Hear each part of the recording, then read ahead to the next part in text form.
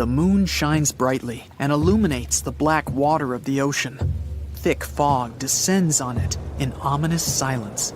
Then, it's suddenly broken by the creaking of wooden boards, followed by a rippling of the waves. Through the fog, you see the outline of an old, large ship. Its hull is rusty, and a strange cold is coming from it. But the most unsettling thing is that there's no one on the deck. The ship sails without a crew. No, this isn't a mythical Flying Dutchman, but a very real ghost ship. September 2nd, 2019. The British Royal Navy's ice patrol ship, called the HMS Protector, sails through the calm waters of the Atlantic Ocean. The time is 11 p.m. Some of the ship's crew are on deck, while others are sleeping in their cabins. The captain steers the ship and looks straight at the horizon. The sky is lit up by an orange twilight, and clouds float in the distance. Suddenly, against this beautiful landscape, one of the sailors notices the black silhouette of an unknown ship. The captain slows down and steers the ship a little closer to the mysterious vessel. This is an old cargo ship, 250 feet long. Attempts to contact the crew members lead to nothing. It seems the unknown boat is floating in the ocean by itself. There's no one on board, at least, no one alive. The deck of the ship creaks from rocking on the waves. The sun sinks below the horizon, and it gets dark. The ship looks terrifying. British sailors don't dare to climb on that strange deck. They take a photo, post it on the internet, and sail away. Many people on the internet will assume the sailors met a real ghost ship. 5 months later, we're in the village of Ballycotton in County Cork, Ireland. A local leaves the house early in the morning to go for a daily run. Music in his headphones, fresh cool air, and a scenic route are ideal conditions for a good workout. The jogger runs along the road on the coast of the Celtic Sea. There was a strong storm last night, and now the sea looks calm. The man runs along the top of a low cliff and notices a huge vessel. An old rusty cargo ship 250 feet long lies on the beach, right among the rocks. No people on board. It seems the ship has been here for ages, but the local is sure this vessel wasn't here yesterday. A little later, it turns out this is the same ship that the sailors from the HMS Protector saw 5 months ago, thousands of miles from this place.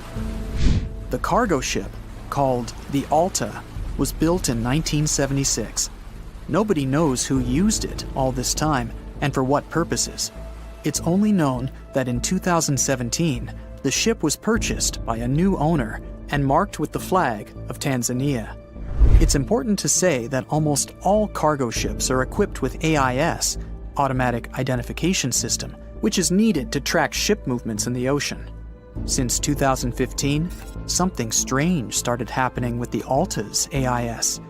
The ship disappeared from the satellites, then reappeared again. Over the past few years, this ship had changed several names and flags. It's not surprising that its AIS shut off and turned on numerous times. It's said that some of those who disable AIS on their ships do so to hide outlaw activities. The ship's captain, whoever it was, clearly didn't want to show the Alta's movements. As AIS showed in 2017, the ship had sailed near Greek port cities. The Alta made 12 stops in 3 such cities in different parts of Greece. Then, the AIS signal disappeared, and 10 months later, the Alta reappeared near the northern coast of Africa, 1,200 miles from Greece. In September of 2018, the ship was sailing about 1,400 miles southeast of Bermuda, and at that time, the crew members started having problems. There were 10 people on board the Alta. On September 19th, the ship's engine failed right in the middle of the Atlantic Ocean. The nearest shore was very far away. The ship began to drift. As days passed, the crew couldn't fix the vessel. Food supplies were running low. The crew started to panic and tried to contact someone. The situation got worse as a strong hurricane was approaching the place where the ship broke down. crew members contacted the U.S. Coast Guard. On October 2nd, a helicopter headed towards the ship. Food and water were unloaded on the Alta. This was enough for the crew to bide their time for several days. About a week later, a rescue boat sailed about 1,500 miles to reach the Alta and help the stranded sailors. Shortly before the start of the hurricane, American rescuers succeeded. The entire crew of the wrecked ship was taken to Puerto Rico. The Alta remained drifting in the ocean. After a while, another ship arrived to tow it to the coast of Guyana. Then, something went wrong again. The ship was hijacked. Who did it and why remains a mystery to this day. But then, for some unknown reason, the thieves decided to abandon the ship and left it to drift in the ocean. For almost a year, the ship's location couldn't be tracked. Then, in September 2019, the vessel was found by the British Royal Navy. How the Alta was able to cover the distance across the Atlantic and wash up on the coast of Ireland is unknown. An investigation has been launched in Ireland. It's necessary to identify the owner of the vessel and find a responsible person to take on the task of towing it. But no one has since been found. Once, an unknown person called the Irish authorities and introduced themselves as the owner of the ship, but didn't provide any evidence. Several barrels of oil were found on board the Alta. To dismantle the ship, the Irish authorities will need to spend about 10 million euros. Local residents are annoyed by the wreck too.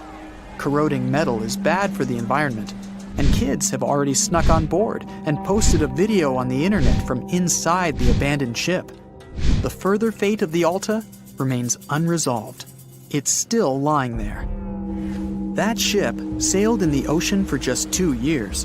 Now imagine if some other managed to drift for 38. In all that time, no one could catch this ship, and people still seek it.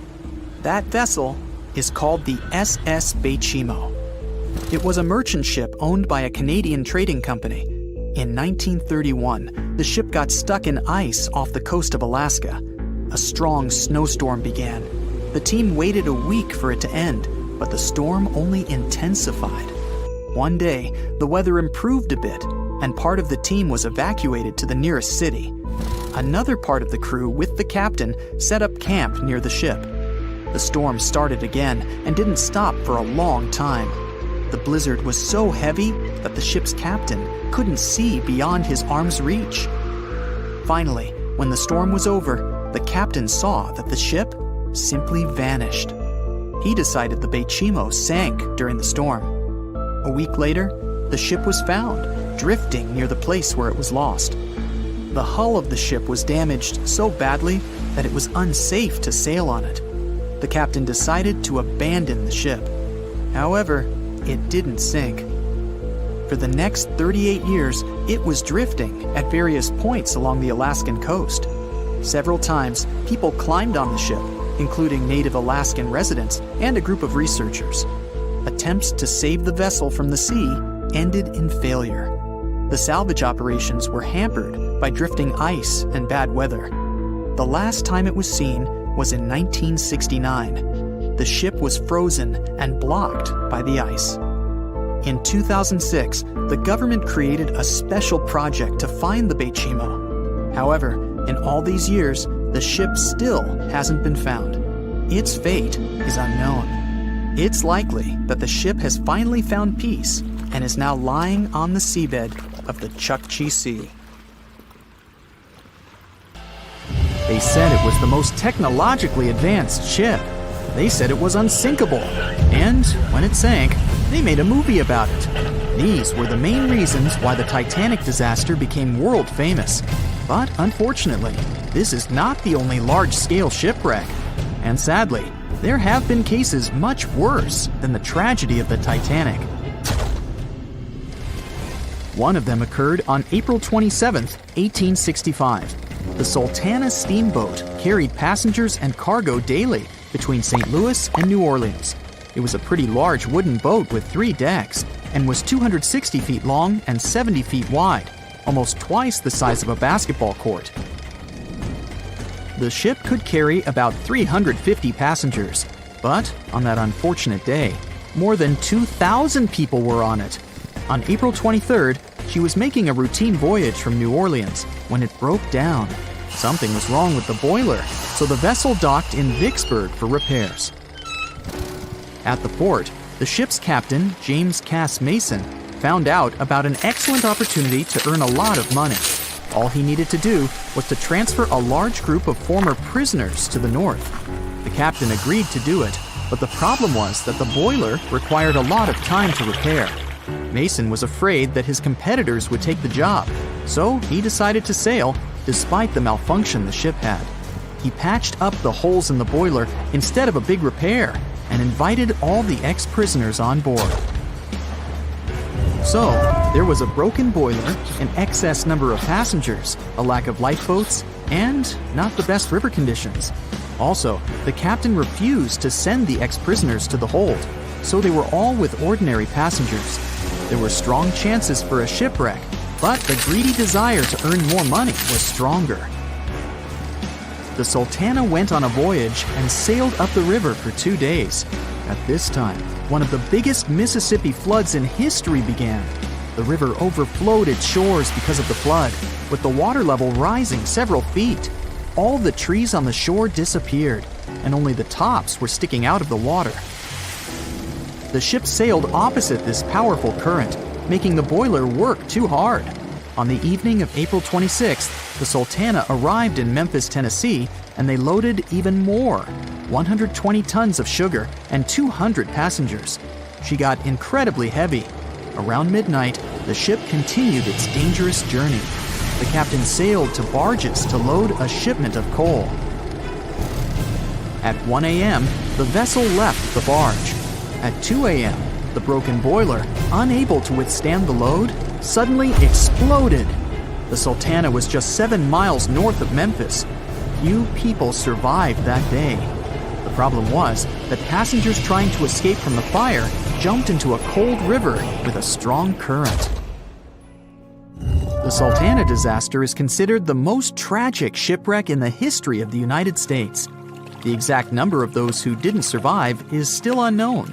According to various sources, this number was from 961 to 1,800 people.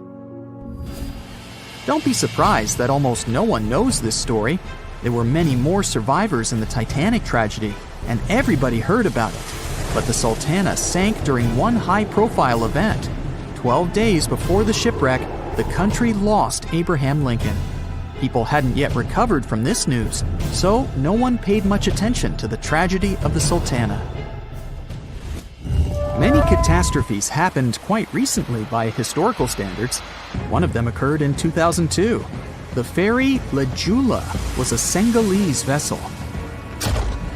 The ferry sailed twice a week, mainly along the coast of Dakar, carrying passengers who traded mango and palm oil. It made daily voyages and never faced severe problems thanks to modern rescue equipment and good repair service. But one day, the ship's crew discovered a malfunction and sent the boat to port. For almost a year, La Joola was in a non-working condition, awaiting repairs. But it didn't get high-quality service. After poor maintenance, the ferry set off on its last voyage. On September 26, 2002, La Joola sailed between southern Senegal and Dakar, and at 11 p.m. headed toward Gambia, where a strong storm began. The wind raised high waves, but this wasn't critical for the large passenger ship unless the number of people on board didn't exceed the established norm. La Joola was supposed to carry about 500 passengers, but had many more people that day. Too many passengers, poor repairs, and a strong storm caused severe problems for the ship. But the main factor in the shipwreck was that La Joola was only built for sailing in coastal waters, but that day, it sailed far from the shore. Big waves started rocking the boat, and at some point, it just turned upside down. The ship's deck went underwater, and its lower part stuck above the surface like an iceberg. All the passengers sitting in cabins fell on the ceiling and lost their orientation in space. There were no holes or damage in the ship's hull, and water flooded the lower decks for a long time. The vessel stood in a twisted position for several hours. Then, the boat began to sink when the water seeped through the deck and hold. The ocean was warm, but no one came to save the passengers. People had to wait almost 4 days to be rescued. Unfortunately, only a few managed to survive. The Philippines is a very dangerous area for ships. This place consists of several thousand islands and a vast area with shallow water. Ships can run aground and damage the hull with reefs and pitfalls. On September 20th, 1987, one of the most terrible disasters in navigation history occurred there. A Philippine passenger ferry called Dona Paz left one of the islands and sailed toward Manila. The sun was shining, the ocean was calm, and the visibility was good. But for some reason, the crew members didn't notice how the tanker Vector was approaching them. The two ships collided at low speed. The collision wasn't strong, but the problem was that the Vector had tons of oil on board, and the Dona Paz crashed into the cargo hold where that oil was stored. So it spilled all over the ocean, and then a spark slipped through. Not only did the two ships catch fire, but also filled with water. Both ships sank in a matter of seconds. Only a few dozen people survived that disaster.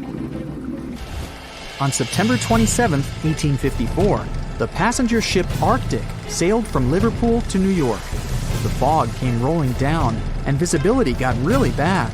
Another boat appeared out of the thick white haze, the French steamer Vesta. The ships were close enough to each other that a collision was inevitable. The French vessel was smaller, so it seemed to the Arctic's captain that Vesta had received a lot of damage. And while he was staring at the other ship, his boat got quickly filled with water. The captain gave the order to sail to the shore as fast as possible, but the ship's engines stopped working because of the flood.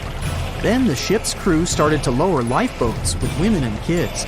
Still, when rescuers found lifeboats with people, it turned out that only 87 out of 400 people survived, 65 crew members and 22 passengers.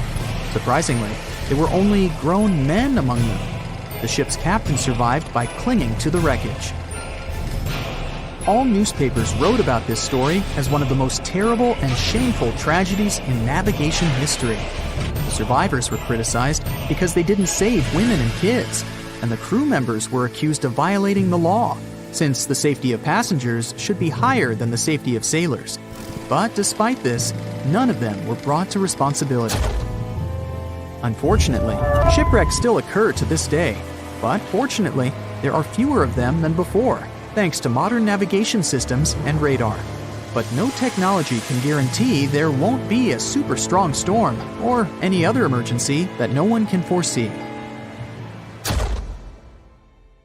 Thick fog is rising over the ocean as the sun is slowly sinking towards the horizon. It's hard to see further away than a few dozen feet, but that's enough to notice a hulking, skeletal shape in the distance. As your ship approaches the figure, your heart beats faster, and then you make out the details of another vessel, abandoned by the looks of it. Ghost ships do exist, and their mysteries aren't always solved. Take MV Hoyita, for example. It was a wooden vessel built in 1931 as a luxury yacht. It had served well to various people over 20 years before it was bought by a Samoan sailor and became a merchant ship. In 1955, though, Hoyita's service came to an abrupt and mysterious end. On October 3rd, it set sail for another trading voyage that should have taken no more than 48 hours. Delays happen in the sea, so when Hoyita didn't arrive on October 5th as scheduled, there was little worry yet. But then it failed to come on the following day too. There was no distress signal or any other sign of Hoyita's presence anywhere between its departure and arrival points. A search and rescue party was dispatched to find the ship, and for 6 days, they were scouting the area of nearly 100,000 square miles. On October 12th, the mission returned to the base empty-handed. Hoyita vanished without a trace. It was only a month later that another merchant ship, Tuvalu, noticed the missing vessel far away from its route, drifting in the open sea and listing heavily. the sailors boarded the ship and found that all of its crew and passengers, 25 people total, were missing, along with all the cargo the vessel had been carrying. The radio was tuned to the International Distress Channel, meaning that the crew had been trying to ask for help, but they couldn't reach anyone because the radio cable had been damaged, limiting the range to 2 miles. The lifeboats were missing as well, indicating that people on board must have left the ship. Unfortunately, they seem to have taken the logbook with them, leaving the rescue team clueless as to what had happened. Even today, the mystery of MV Hoita hasn't been solved yet. No one knows where the crew and passengers had gone and what had caused them to leave. SV Carol A. Deering wasn't a ghost ship in the usual sense of the word. There were no sightings of it in the open sea. Instead, it was found on the shore, but the circumstances of it running aground are a puzzle shrouded in mystery. Carol A. Deering was built in 1919 in Maine, and it was a large vessel made for commercial voyages. Unfortunately, despite its large cost of construction, it had only served for a year before its last trip. July 19, 1920. The ship was traveling from Puerto Rico to Rio de Janeiro via Newport News to deliver a cargo of coal. It was almost halfway to the final destination when the captain fell seriously ill, and the crew turned back to drop him and his son off and replace the captain. The voyage went without incident, but when it came to Barbados in December to resupply, there were strange moods among the crew. The first mate didn't seem to be happy with the new captain. No one paid much attention to it back then, when they probably should have. The last sighting of Carol A. Deering at sea was on January 28, 1921, when a lightship noticed it off the coast of North Carolina. There was some commotion on the quarterdeck of the ship, where the crew were normally not allowed. Then, another vessel sighted it, but there was already no one on the decks. On January 31st, the merchant ship was found hard aground in the Diamond Shoals, a site notorious for numerous shipwrecks that had been occupying there for centuries. When the search and rescue party boarded the ship, they found it abandoned, the log and personal belongings of the crew gone, along with the 2 lifeboats. There is still no answer to what happened on board of Carol A. Deering that January, although the most popular version was mutiny. Maybe we'll never find out the truth though. SS Baychimo is perhaps one of the most notable ghost ships in history. This large cargo steamer was built in 1914 in Sweden and plodded its way dutifully over 16 years, trading provisions for pelts with native tribes of Alaska and Canada. But then, on October 1st, 1931, Baychimo got caught in pack ice. At first, it seemed the crew would be able to wait it out and continue on their route because the ship broke free in a couple of days. But in less than a week, it became caught again, this time for good. In another week, a rescue party was sent to fetch 22 of the Baychimo's crew, while another 15 remained behind to wait through the winter if necessary and get the ship back. But a month later, after a powerful blizzard struck their camp, the sailors went out of their shelters only to find the ship gone. Luckily, a few days later, a native hunter told the Baychimo hadn't been lost yet.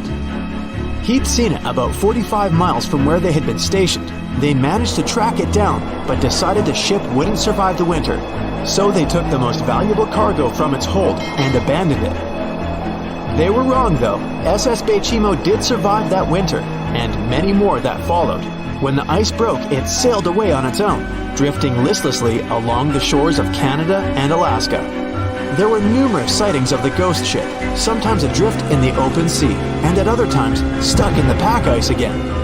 People attempted to board and salvage it, but weather conditions or lack of equipment always prevented them. SS Baychimo was last sighted by native Alaskans in 1969, 38 years after its abandonment. What became of it later remains unknown. The story of SS Ourang Medan is one of the most puzzling and harrowing ghost ship stories of the 20th century. No one even knows for sure if the ship even existed in the first place. It wasn't recorded in Lloyd's Shipping, the International Register of Ships, which makes it either a tall tale or a vessel that avoided being officially recognized for some shady reasons. In any case, the accounts as to what happened to the Medan vary. According to most reports, it was carrying some unknown cargo in the Indonesian waters when a distress call was received by another ship in the vicinity. The officer on duty heard an SOS message, but its contents are different depending on the accounts. The message did not repeat, and the crew of Medan didn't answer to any attempts to contact it back. The ship that received the distress call hurried to the rescue, but they only reached the vessel the following day, when it was already drifting and slightly listing. When the rescuers boarded the ship, they found that none of the crew had survived. However, one lifeboat was missing, which implied that there was at least one crew member who managed to escape. What happened to the rest of the people on board remains a mystery to this day.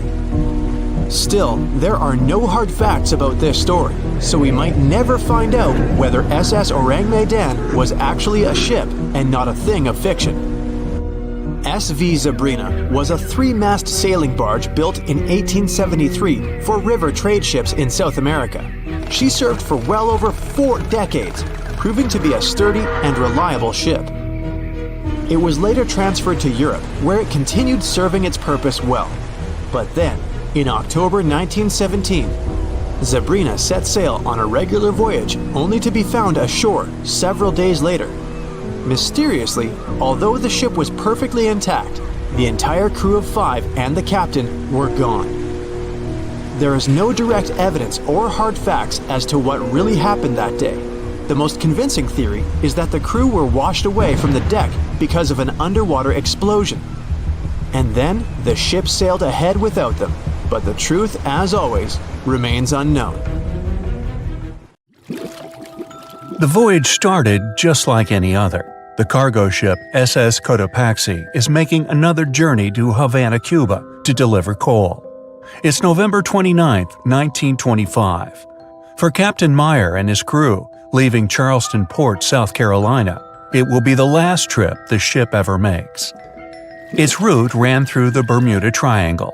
2 days into the trip, the Cotopaxi sent out a distress signal. It had got caught up in a strong tropical storm and turned over on its side. The wind was very strong and there was powerful lightning as well. Rain gradually filled the ship's hold. Then there was a bright white flash, and the ship disappeared without a trace. Later, its wreckage was found in the Gobi Desert, which is in a completely different part of the world. All 32 crew members, including the captain, were missing. Of course, the part about the Gobi Desert is fictional. For one of his movies, Steven Spielberg came up with the idea that the ship was moved there by aliens. Still, in real life, the ship was never found, and its crew really did disappear. It was officially declared missing a month afterward, and nobody could find the wreck. It seems like a classic case of mysterious things going on in the Bermuda Triangle. But most mysteries are solved sooner or later. In 2020, the Cotopaxi was found. A man named Michael Barnett had moved to Florida to study shipwrecks off the coast. One wreck in particular really caught his attention. It was much larger than the others, and the locals called it the Bear Wreck. It was about 40 miles from St. Augustine in northern Florida, but no one had ever managed to identify the rusty hull. So Michael started to do some detective work.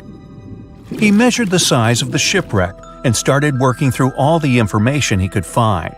He researched hundreds of old newspapers, leafed through insurance records, and looked at artifacts found on the wreck. After hundreds of hours of hard work, Michael was sure it was the Cotopaxi. But a few years before, there had been a rumor that the same ship had been found off the coast of Cuba. The Coast Guard found the wreck of a cargo ship about the same size that looked a lot like the one lost in 1925.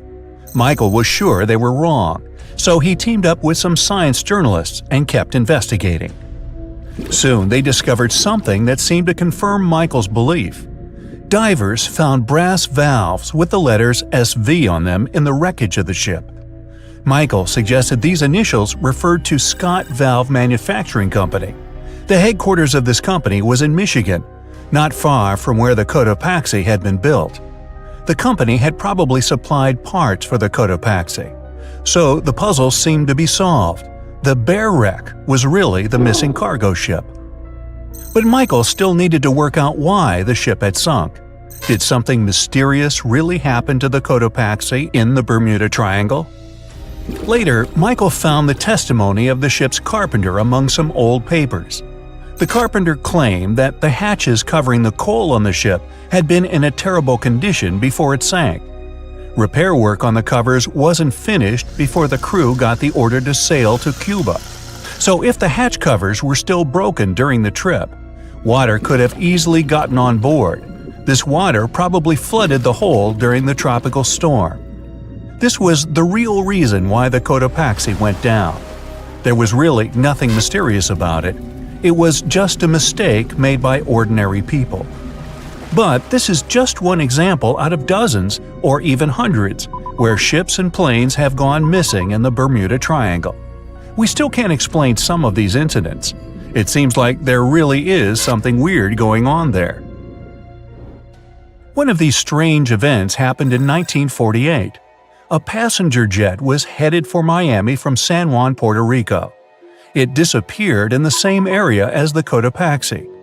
The 32 people on board vanished without a trace. The weather was clear throughout the flight, but experts think that when the plane was about 50 miles from the coast, it could have been hit by a strong wind that knocked it off course. Years later, a similar plane was found in the area of the Bermuda Triangle, but because no one could work out the registration, it was impossible to say for sure if it was the same one. Something even stranger occurred not long before, in 1945. 5 planes went missing all at the same time.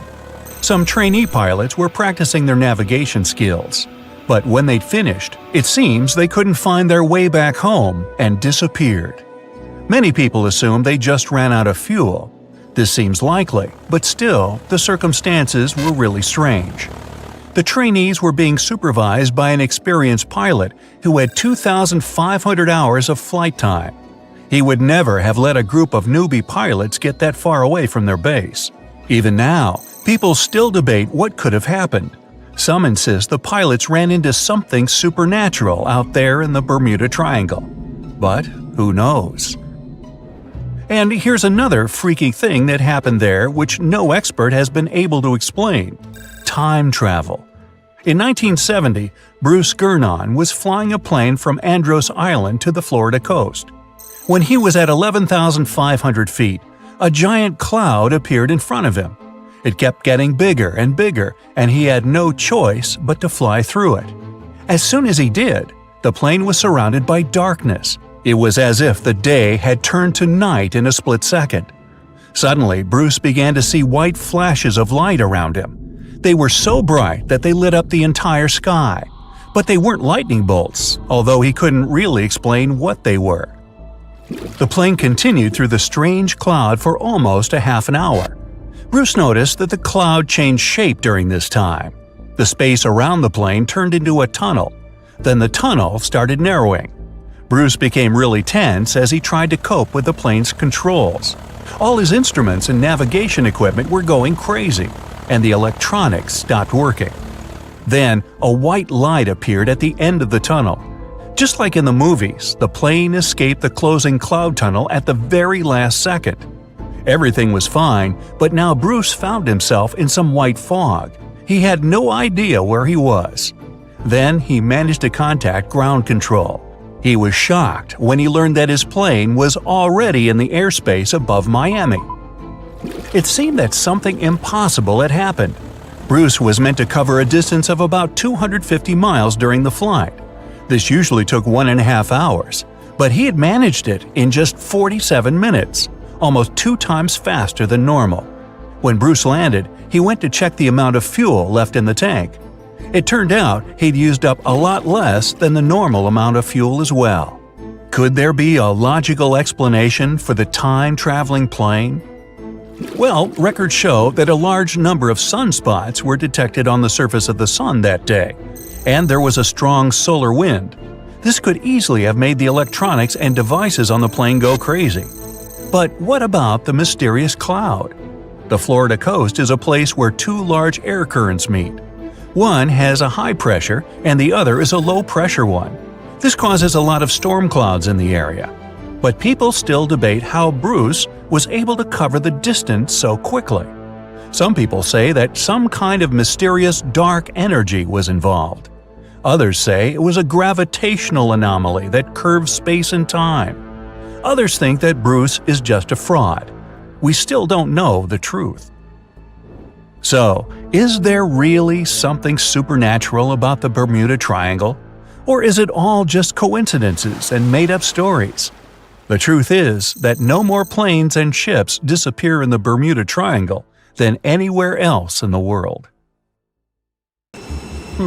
Can we estimate how many ships and airplanes were lost in the Bermuda Triangle? Have their disappearances resulted from human error or weather phenomena? Let's try to find out. We have a curious story of the SS Cotopaxi. This ship vanished in 1925, traveling from Charleston, South Carolina to Havana, Cuba. It never reached its destination. Years later, in the 1980s, a wreck was found 40 miles off St. Augustine, Florida. Since specialists could not precisely determine what and where it came from, they nicknamed it Bear Wreck. It took many additional years of work, done mainly by marine biologists, to identify that this ship was indeed the missing SS Cotopaxi. This was confirmed in January 2020. How did the ship just reappear? And how did it get there, since this mysterious shipwreck isn't even in the Bermuda Triangle? Now, let's see who came up with this term, Bermuda Triangle. Can you actually pinpoint the triangle on a map? No, it's not an officially recognized location either. The Bermuda Triangle does not appear on any world map. Nobody has agreed on its exact boundaries. There are only assumptions with approximations of the entire area, ranging between 500,000 and 1.5 million square miles. By all approximations, the region has a vaguely triangular shape. In 1964, an American author named Vincent Hayes Gaddis first came up with the idea when writing an article for Argosy magazine. He used the Bermuda Triangle to describe a triangular region that has destroyed hundreds of ships and planes without a trace. It is pretty hard to get the number of lost ships and planes because some ships and aircraft have gone missing without leaving a trace. Their wreckage in the region has not been recovered, but the recorded stories should help us. Legends about the Bermuda Triangle date back to the 15th century, like that of the Italian explorer Christopher Columbus. When sailing through the Atlantic waters, he passed by this location in the late 1400s. In what we now know as the Bermuda Triangle, he saw a huge flame that seemed to just crash into the ocean. Later, he saw an unusual light flashing in the distance at the exact location. Like many other sailors since then, his compass had severe malfunctions. Flight 19, a Navy plane on a routine schedule back in 1945, also started the Bermuda Triangle legend. It was commanded by Lieutenant Charles Taylor, and it's recorded that he just got lost in the triangle for no reason. Since pilots had no GPS back then, they had to trust their compasses and keep track of how long they'd been flying in a specific direction and their speed. Shortly after completing the task, both of the compasses on board stopped working correctly. Records found after the plane's disappearance also indicate that Taylor didn't have a watch on that particular day. The initial report stated that pilot error was to blame for this unfortunate event. However, because people weren't satisfied with this outcome, it was changed to causes or reasons unknown after several reviews. One surviving pilot named Bruce Guerin suggested he went through an electronic fog while passing above the triangle, making him travel through time. In 1970, when this incident happened, he was flying his aircraft when it was surrounded by two huge clouds that formed a whirlpool and spiraled. Like many others before him, he noticed that his navigation devices were malfunctioning. When he eventually made it out of those clouds, he discovered that his flight had only taken 35 minutes. It should have taken 75 in total.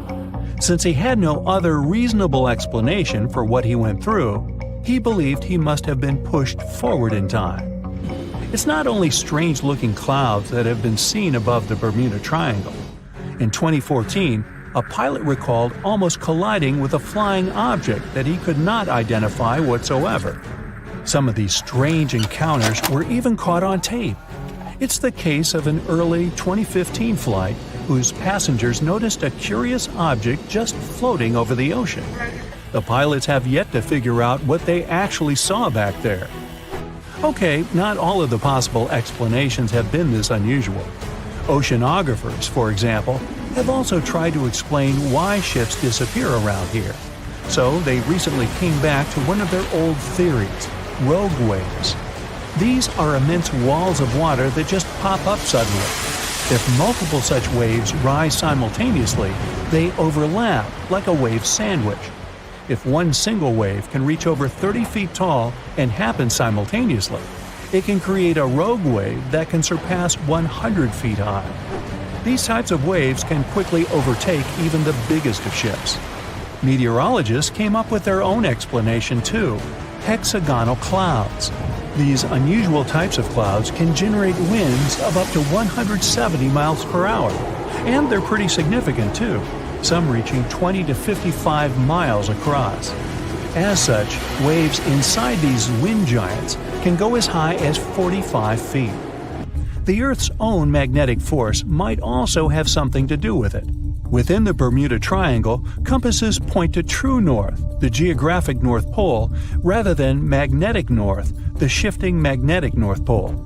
Some have even explained that since these two perfectly overlap in the Bermuda Triangle, it can cause a magnetic phenomenon that could make navigational devices malfunction. It's called the agonic line. The problem is that scientists have discovered that this line moves each year. It might have passed through the Bermuda Triangle at one point, but it's now through the Gulf of Mexico. Other strange natural phenomenon found along the coast of Norway could help explain why the Bermuda Triangle has claimed so many ships. There are some deep craters there, measuring up to half a mile wide and are 150 feet deep. Scientists believe they were created by methane gas bubbles. This gas seems to be leaking from deposits hidden deep in the seabed. Once the gas reaches a certain quantity, it bursts to the surface and causes eruptions. So, do pilots and ship captains actually avoid this area today? Could this explain why there are fewer ships that get lost there nowadays? But if you've ever flown from Miami to San Juan, Puerto Rico, you probably know that's not true. As for ships, if people would avoid the Bermuda Triangle, nearly all Caribbean vacations would be spoiled.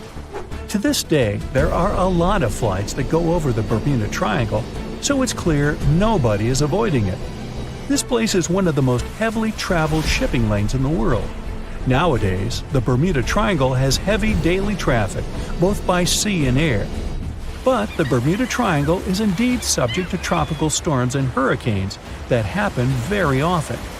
Let's also keep in mind that the Gulf Stream, a strong ocean current that causes sharp changes in local weather, passes through the Bermuda Triangle. Besides, the deepest point in the Atlantic Ocean, the Milwaukee Depth, is also located in the Bermuda Triangle. The Puerto Rico Trench reaches almost 27,500 feet at the Milwaukee Depth. So, if you think about it, the whole mystery is a perfect combination of human error, bad weather, and a lot of ship traffic. This was confirmed by data provided by the U.S. Coast Guard. If you look at percentages, the number of ships or planes that go missing in the Bermuda Triangle isn't different from anywhere else. Disappearances do not happen more often than in any comparable region of the Atlantic Ocean. Official statistics say around 50 ships and 20 airplanes have vanished while traveling through this region. So that's another reason why the total number is so hard to pinpoint. Nobody could describe its rescue in official records if a boat was reported missing. There are also some events that, it turns out, didn't happen at all, adding to those false reports, like that of a plane crash back in 1937 off Daytona Beach, Florida, that local papers surprisingly revealed nothing about. It's 2018. You get up early in the morning to go ashore and catch some fish. You come to the spot you were yesterday. throw the hook into the sea, and wait. The float is twitching. You've caught some fish, but hey, hello? Why aren't you doing anything? Right now, you don't care about the fish. You're looking at something in the distance. You open your mouth in surprise since you see a huge ship stuck on a shoal. It wasn't here yesterday, so it got here at night. Okay, it'll probably sail away sooner or later. You fish for a few more hours. During this time, you observe the ship and notice no movement there. Is it empty? Boats and the coastal service are sailing from the shore to the vessel. You decide to check it out too. You get in your old boat and go there. The mist descends to the water, making the ship look creepy. The colossal vessel is rusty and empty. But where is the whole crew? And how did it get there? The Coast Guard comes on board. They search the hold, the cabins, and the upper deck. There's someone's stuff, some remnants of food supplies, notebooks, and clothes. Everything suggests the crew has disappeared for some reason. Fishers who noticed the vessel first didn't see anyone coming down from the board. No radio signals were sent to the port, and no one reported about the ship. It appeared here from nowhere. The only chance to get any information is to look at the number and name of the vessel. This is Sam Ratulangi, PB 1600. The Coast Guard checks the information, studies the data of all the country ships, and no way. One company built the boat in 2001 in Indonesia. People used it to transport heavy loads across the seas around Asia. The ship had been properly operating for 8 years. People were delivering industrial goods to different points in the region, but something went wrong. In 2009, Sam Ratulangi was sailing near the coast of Taiwan, and that's it. There were no further records about it. There were no reports in any port. Everyone thought it must have drowned, so no one had been looking for it for years. And then, 9 years later, it appears here, big and rusty, off the coast of Myanmar, without sailors, without fuel. An investigation starts. City services are trying to find out the names of all the sailors working on the ship and find clues that would lead to solving this mystery. They also hope the ship owner will appear soon. They find 2 tow ropes on board. This means that some other ship towed Sam Ratulangi to this place. Then they identify and find 13 crew members. These people say they wanted to reach the factory in Bangladesh to repair Sam Ratulangi. Another vessel helped tow the ship, but then 2 cables tore off, and a storm began. No one wanted to stay on board during such weather, so the crew members left it. No one knows what the ship has been doing for the last 9 years, and how it was possible without people on board. And here's another, much more mysterious ship story. On February 16, 2020, locals found a large cargo ship stuck on a rocky shore off the coast of an Irish village. The boat looked rusty, with holes in the hull and rotten parts. People hadn't seen this vessel the day before, so it appeared there at night. The last time people saw the Alta cargo ship was a few months earlier, thousands of miles off the coast of Ireland. That day, the Alta was sailing in the waters of the Atlantic Ocean. Another ship, the MS Protector, noticed it. MS Protector crew members tried to contact the ship, but received no response. The people on board realized that they were facing an empty vessel. And then, 5 months later, it appeared near the coast of Ireland. There are more questions than answers in this story, but we managed to find something out. In 2015, the Alta appeared and disappeared from the radar several times. Any ship has an internal tracking system, so people can track its route using satellites. But Alta crew members often disabled this system. Perhaps they were engaged in some illegal activity. Anyway, in 2017, the ship often sailed between the ports of Greek islands. Then, the tracking signal disappeared and appeared only 10 months later, off the coast of North Africa. During this time, the ship changed several flags. In September 2018, the Alta was southeast of Bermuda and headed for Haiti. Then, the crew started facing problems. First, the main engine failed right in the middle of the Atlantic Ocean. The ship began to drift. Several days passed, but the crew members weren't able to repair it. They began to run out of food and water supplies. The situation got even worse when they found out that a hurricane was approaching the place. Fortunately, they managed to contact the U.S. Coast Guard. A helicopter flew to the Alta on October 2nd to bring them some supplies. There was enough food for several days. Then, a rescue boat sailed to the ship. It evacuated all the sailors and delivered them to Puerto Rico before the hurricane. The Alta had to drift alone in the ocean. After a while, another ship approached the Alta to tow it to the shores of Guyana. But at this moment, everything went wrong. Someone stole the boat, disabled the tracking system, and sailed away in an unknown direction. After almost a year, the MS Protector found the empty Alta in the waters of the Atlantic Ocean. And then, 9 months later, the ship without a crew sailed to the shores of Ireland. How did it manage to travel across the Atlantic and get to the coast of Ireland? It's still a mystery. Maybe it was just luck.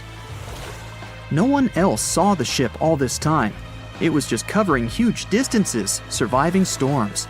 Who's the captain? What happened to the thieves? Who owns the ship now? One day, someone called the village administration and introduced themselves as the vessel owner. But that unknown person didn't provide any evidence.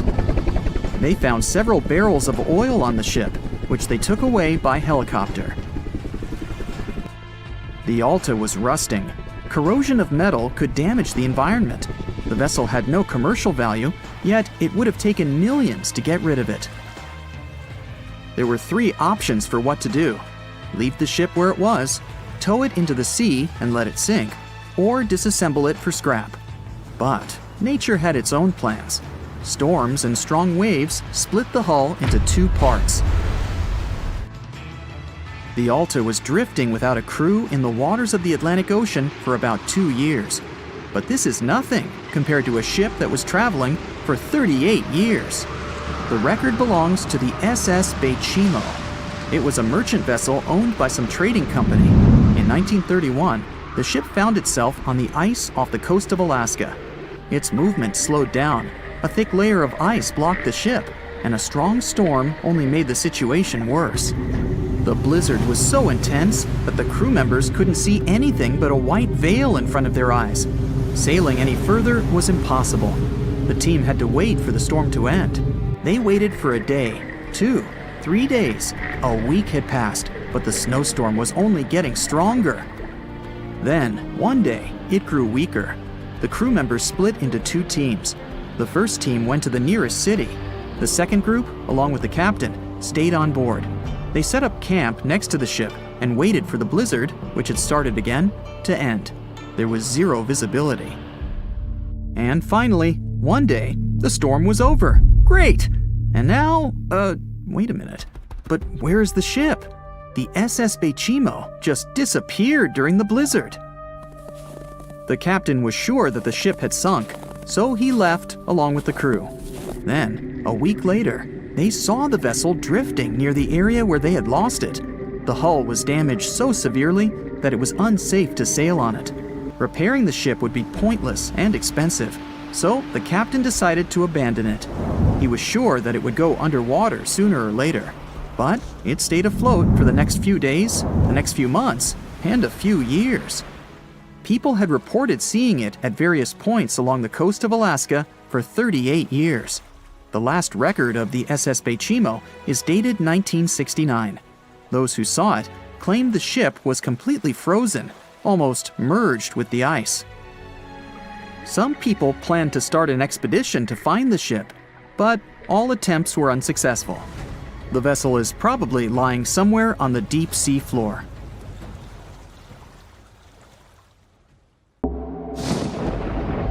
There's a ship drifting somewhere in the ocean without a crew. The last time someone saw it was over 50 years ago.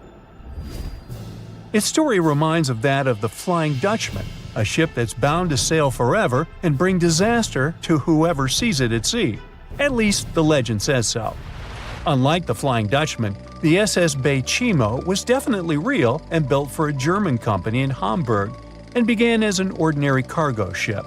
It was trading supplies between Hamburg and Sweden in the Baltic Sea starting from 1914. It had a strong steam engine and a hull made of steel. A few years later, it became British property. Then, in the 1920s, a Canadian company purchased it for around $18,000, a huge amount of money back then. The new owner, the Hudson's Bay Company, was actively using the ship for several years.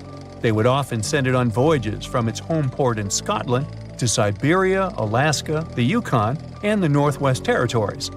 It also passed through the Panama Canal and even the Suez Canal, with fur pelts for sale on board. Sometimes it would also transport passengers.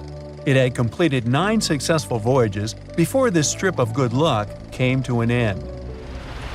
Starting from the 1930s, SS Baychimo would have trouble with ice and storms. When it first got trapped in ice in October of 1931, some of the crew managed to escape to Alaska. 15 of 22 sailors decided to stay with their vessel and try to save it. They had furs and other valuable cargo worth around $58,000 aboard. The company sent them supplies to survive the winter.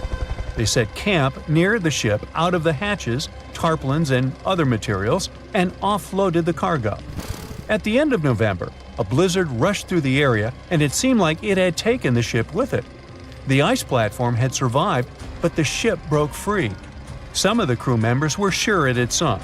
But soon after, they heard from one of the locals who had spotted their ship around 45 miles away from their camp. The crew moved on with their lives, and the ship started its journey as a runaway vessel. People would spot SS Baychimo once a year or so, all the way until 1965. It was mostly spotted off the coast of Alaska. A man going to Nome with his sled dog, along with prospectors, explorers, and treasure hunters, all claimed to have seen SS Baychimo. Someone tried to board it and take it to port, but ended up stranded on it for days because of horrible weather. Others got luckier and managed to take a whaleboat, some furniture, and other valuables from the vessel. Those who got close to the ship saw that it was damaged and missing the propeller. Still, it stayed afloat without a crew for at least 38 years and became the longest sailing ghost ship in history.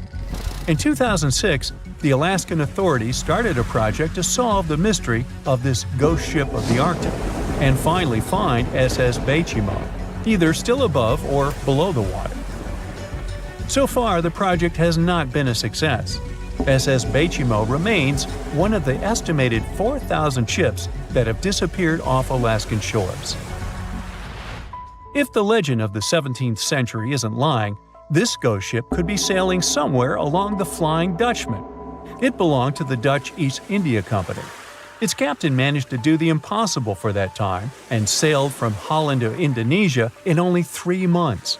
They said he was flying over the sea, and some evil tongues explained that he had made a deal with evil forces to achieve that. Once the ship was sailing back home, its captain and crew disappeared without a trace. There are many versions of what happened to it. One of the first ones said it had tried to enter port at the Cape of Good Hope, got in a terrible storm, and sank as there was no captain to save it. Another legend says the captain had refused to obey the skies to let the ship sink during the storm.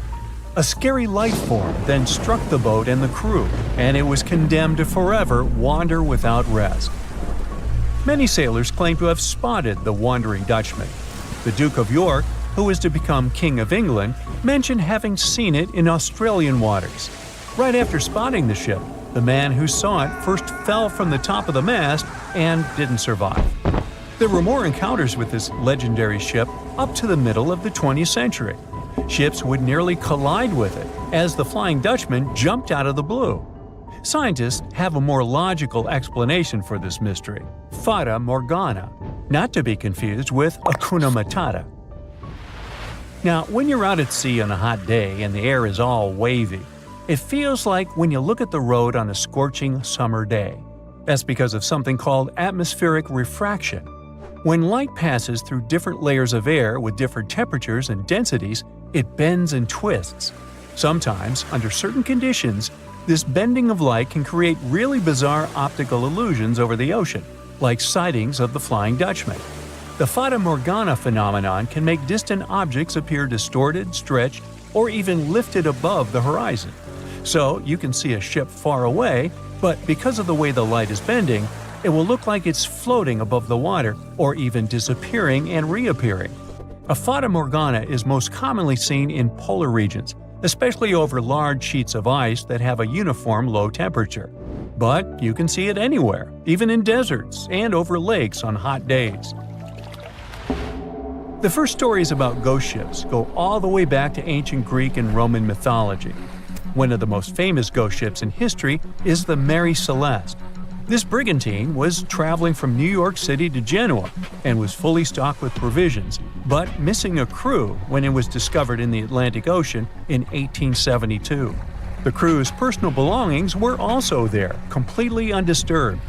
The final entry in their log was made 10 days earlier.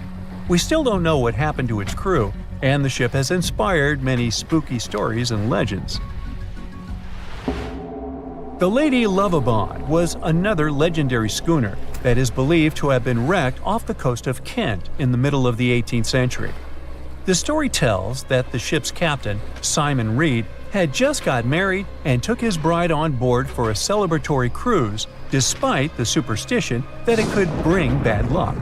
They were on their way to Portugal when the first mate, who is also in love with the captain's new wife, went mad because of jealousy, attacked another crew member, and then took over the wheel and steered the ship straight into the dreaded Goodwin Sands.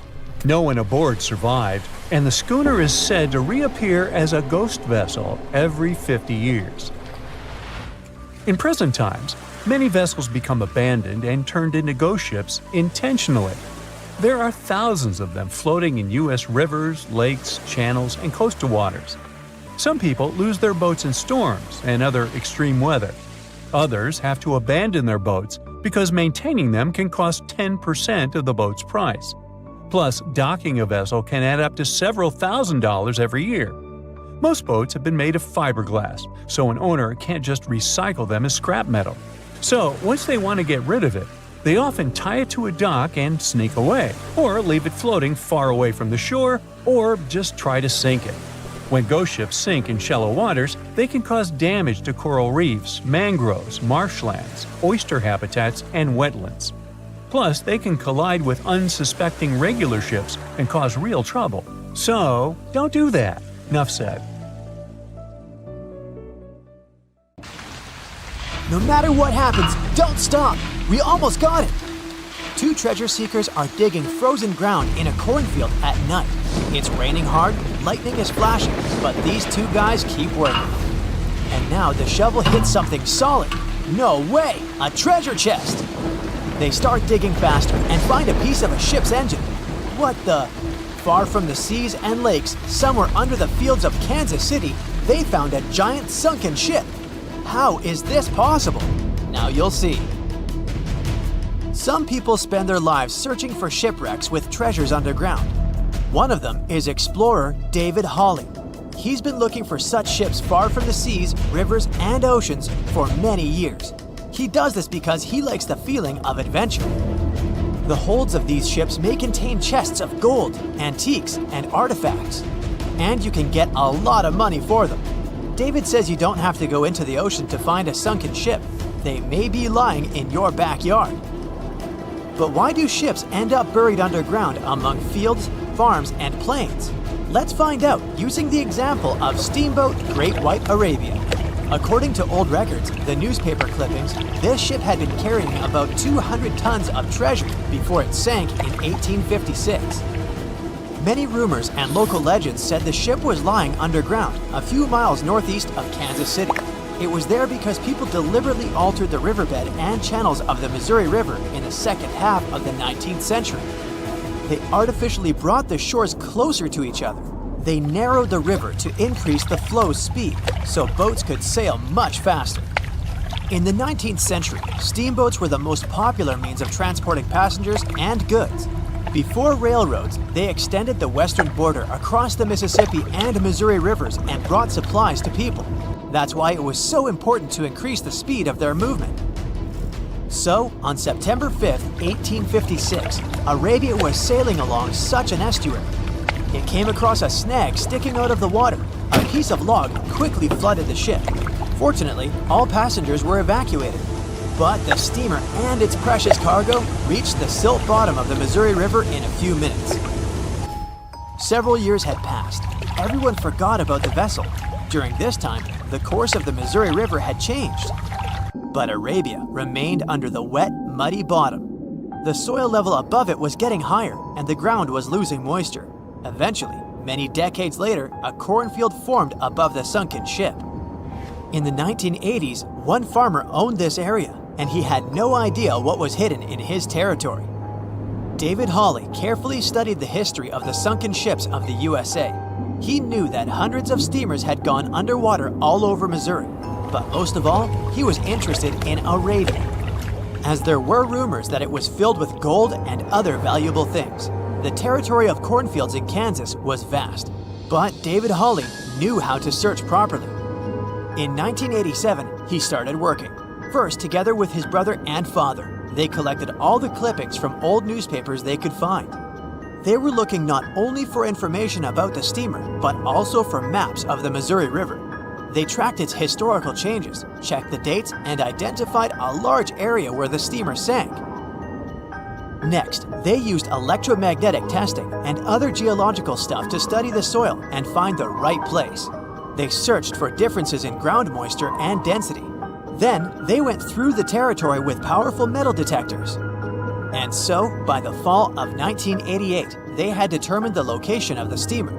Arabia was the size of a football field. This gigantic vessel lay 45 feet underground, 4 stories down. But before they started excavating, they had to ask the owner of the cornfield for permission. For the farmer, this news was a big surprise. He agreed, on the condition that the excavations would be completed by spring so that he could sow a new crop. Digging a giant ship in winter is much more difficult and expensive than at other times. It includes additional equipment, electricity, and heating costs. The team worked day and night. They financed the excavations out of their own pocket. Each invested more than $10,000 and took out a bank loan. Finally, they noticed the first details of the ship. The shovels hit the huge engine boilers and the deck. The goal had been achieved. Most of the cargo lying inside the sunken ships is covered with rust, shells, mud, and is badly damaged.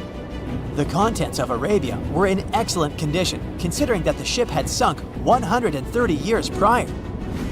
Unfortunately, they didn't find the chests of gold. Still, they got several tons of other valuable cargo, household items of people who lived in the middle of the 19th century. It was a time capsule. The ship was carrying supplies for hundreds and thousands of people, and all these things were perfectly preserved. For example, they could clearly see the brand stamp Goodyear Rubber Company on one rubber shoe. The longer the excavations continued, the more things David and his team found. In the barrels, they found plates from the 19th century. They were intact and usable. Also, there were clean clothes, thousands of pairs of shoes, harpoons, frying pans, and umbrellas. The ship was carrying cargo to supply about 16 small towns. Yes, it's not gold, but such artifacts are also precious. The contents of the ship could be worth millions. However, the crew wasn't going to sell these things.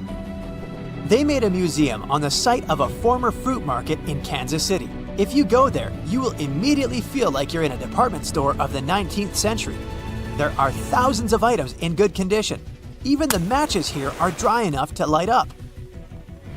It took David many years to present the entire collection from the steamship. He values each of the items and doesn't want to sell them. Anyone can come here, pay for a ticket, and find themselves in the past. Who knows, maybe there's an old ship hidden in your backyard too. Geologists found an older vessel in the hot desert of Namibia in 2008. This ship sailed back in the days when pirates scared sailors on the seas, and now it's inside a dried-up lagoon.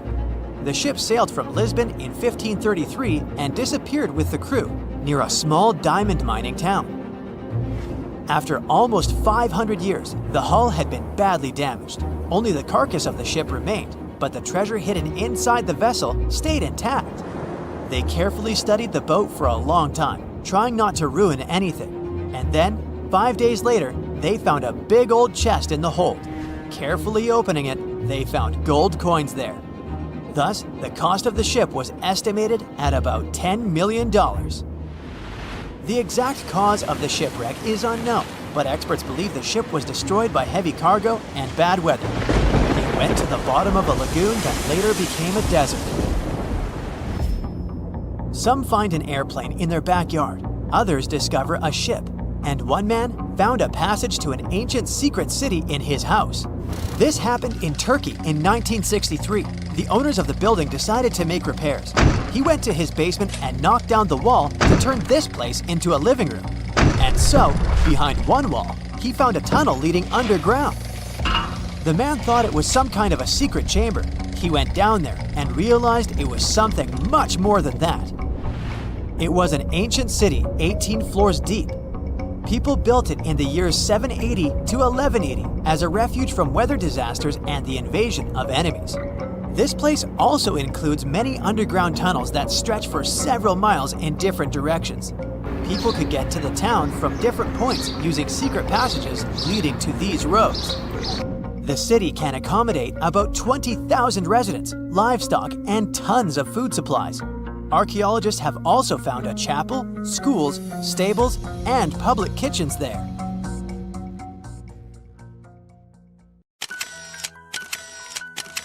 At the beginning of the 20th century, somewhere off the coast of West Africa, a German steamship was leaving the port. Suddenly, the weather got worse, and the vessel entered a thick fog. The sailors ran aground on a sandbank close to the shore. Luckily, no one was hurt, and they were even able to save their precious cargo. But the ship was stuck in the sand for good. And it was not alone there. Nearly the entire length of the western coast of Namibia is called Skeleton Coast. If the name sounds scary, that's because it is. This 976-mile-long beach line is among the most dangerous places on Earth. The local Bushman tribes believe that their supreme deity made this land when it was angry. The Portuguese were the first Europeans to set foot in Namibia in the 15th century. And yep, they didn't like Skeleton Coast either. Portuguese explorers thought this land presented the gates to the underworld. This is the place where the Namib Desert meets the Atlantic Ocean. It might be dangerous, but it's actually beautiful. Plus, it's a UNESCO World Heritage Site. If Skeleton Coast had a PR manager, they would quit on the first day on the job. The area is not exactly tourist-friendly because of its geography and history. Beneath the sand and the waves, there is a secret ocean currently lurking for unsuspecting sailors. It's called Benguela Current. It flows towards the north along the coast of southern Africa. This part of the Atlantic is rich in marine life, but the current's land neighbor isn't that happy with the deal. This arid climate created the Namib Desert, one of the driest regions on Earth. And that marine life I just mentioned? It's sharks. 11 species of them to be exact. And yes, the great white decides to pop by once in a while. So far, we've got a desert landscape, strong currents, and sharks. Not a place for a beachside resort, definitely. But if someone ends up on Skeleton Coast, will they know they're in danger? Don't worry, they will. The beach is littered with wrecks of all sizes and shapes. If you remember that German ship I mentioned in the very beginning, its massive and rusted stern is now sticking out from the desert sand. There are some 500 wrecks in total scattered along the coast, and it's a mixed crowd, from Portuguese galleons centuries old to ships that ran ashore here in the 21st century. A modern fishing ship called Zala India managed to slip from its tow rope in 2008 and ended up on Skeleton Coast. Okay, it didn't escape on its own, it had some help from the elements. But it's better to be a tourist attraction on a beach than to be broken up for scrap. That's where the trawler was originally going, poor thing. Skeleton Coast's most famous inhabitant, to call it such a place, is the wreck of the Dunedin Star. The British cargo liner ran aground here in 1942. The massive rescue operation that followed reveals why it's so dangerous for sailors to end up here. The rescuers managed to save all of the crew and passengers, but at a heavy price. An aircraft and a tugboat were lost in the process. It took the last of the rescuers a full 2 months to return home to Cape Town. Why, you might wonder? One look at the map of the region reveals the reason. It's an endless sea of yellow, which is the sand. There are so few roads here, so Skeleton Coast is hard to reach by land. There are also legal obstacles. You need a special permit to drive into the area. But the skeletons in the name of the area don't only refer to ships, they also stand for animal bones. Most of these belong to whales and seals. Many animals have adapted to the area, so lions and hyenas roam the coastline in search of a meal. Yeah, now there are hungry lions as well, as if those sharks weren't enough. Other animals with a temporary residence on Skeleton Coast include elephants, cheetahs, leopards, and giraffes. In 1971, the Namibian authorities established a national park here, but except for surfers, after an adrenaline rush, they don't get many visitors. You can understand why. The Namib Desert is the oldest desert in the world, and it's not very tourist-friendly either. Those who travel to the region should pack sunscreen and a warm winter jacket. A weird combo, right? Well, not so much when you think that during the day, temperatures soar over 110 degrees Fahrenheit. At night, the air temperature drops below freezing. What a climate roller coaster! And that's not the final danger. Yep, there's more. Remember how that German ship got lost in thick fog? Yeah, it wasn't a one-off event. Because of the region's climate, fog shows up frequently. Sailors should cover their ears now, but this fog is actually good for wildlife. This is their only source of water in the Namib Desert. Reptiles and mammals have adapted to the harsh climate. They use as little water as possible. Shifting sands, thick fog, strong currents, lions, and sharks. Not the stuff you would put in a tourist booklet, but Skeleton Coast isn't the only beach on Earth you wouldn't want to spend your vacation on. I will take you to Cape Tribulation in Australia. The area covers some 48 square miles in the northwestern part of the continent. And no, the area is not as dry as Skeleton Coast. It's part of the Daintree rainforest. You could say that here, it is the rainforest, not the desert that meets the ocean. The beach at Cape Tribulation is straight from a postcard. But looks can be deceiving. Australia? Probably sharks. No, crocodiles are out here to get you if you decide to go for a dip in the sea. There are saltwater crocodiles that the locals call salties. Well, that's a cute nickname for such a dangerous reptile. And it's not just them. The wildlife seems to have a beef with visitors. From October to June, the waters around Cape Tribulation are full of box jellyfish. Their venom affects the human cardiovascular system. When touched by a jellyfish out at sea, swimmers won't have enough time to reach land for help. Vinegar helps neutralize the sting, so you might want to keep a spare bottle in your luggage. Crocodiles and jellyfish sound dangerous, but there's one more animal you should look after. It's the wild boar. It might sound funny, but you won't laugh when you're being chased by one of these across the beach. 21 million wild boars live in Australia. They're mostly active at night, making it even more dangerous if they charge at you. The best defense is running in circles. Wild boars can't cut corners well. That's probably why we don't see many of them taking up careers as race drivers. Cape Tribulation has one last danger installed for you, and it's not an animal. Out here, even the trees are plotting against visitors. The stinging tree got its name for a reason. If you try to pick one of its beautiful red berries, it'll fight back. Its prickles are like tiny glass shards. The less than pleasant effect on your skin will last for a month. Then there is this wait a while bush. Who keeps naming them like this? This long vine has spikes that grab hold and just don't let go. They are so strong they can pull a human off a horse. You'll have to wait for someone to come by and save you from this thorny grabber. If you are about to cross this Australian beach from the vacation list, hold on for a second.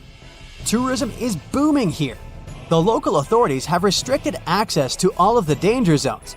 Visitors go swimming in dreamy water holes that are surrounded by lush vegetation. There are even ropes to swing from. Now, that's a beach you can finally relax on. As an experienced sailor and the first man to ever sail non-stop on his own around North and South America, Matt Rutherford has seen a lot during his voyages. But what he saw in 2013 while sailing through the waters of the Atlantic with his colleague surely stands out. Some 800 miles off the coast of Bermuda, not far away from the famous Bermuda Triangle, they noticed a boat that seemed to be moving by itself. The sails weren't up and the motor wasn't running. The sailors decided to check if there was someone who needed their help aboard, so they moved closer to the mysterious ship. Once they got there, things only got weirder, as they realized there wasn't a living soul aboard. Rutherford started filming to document their discovery.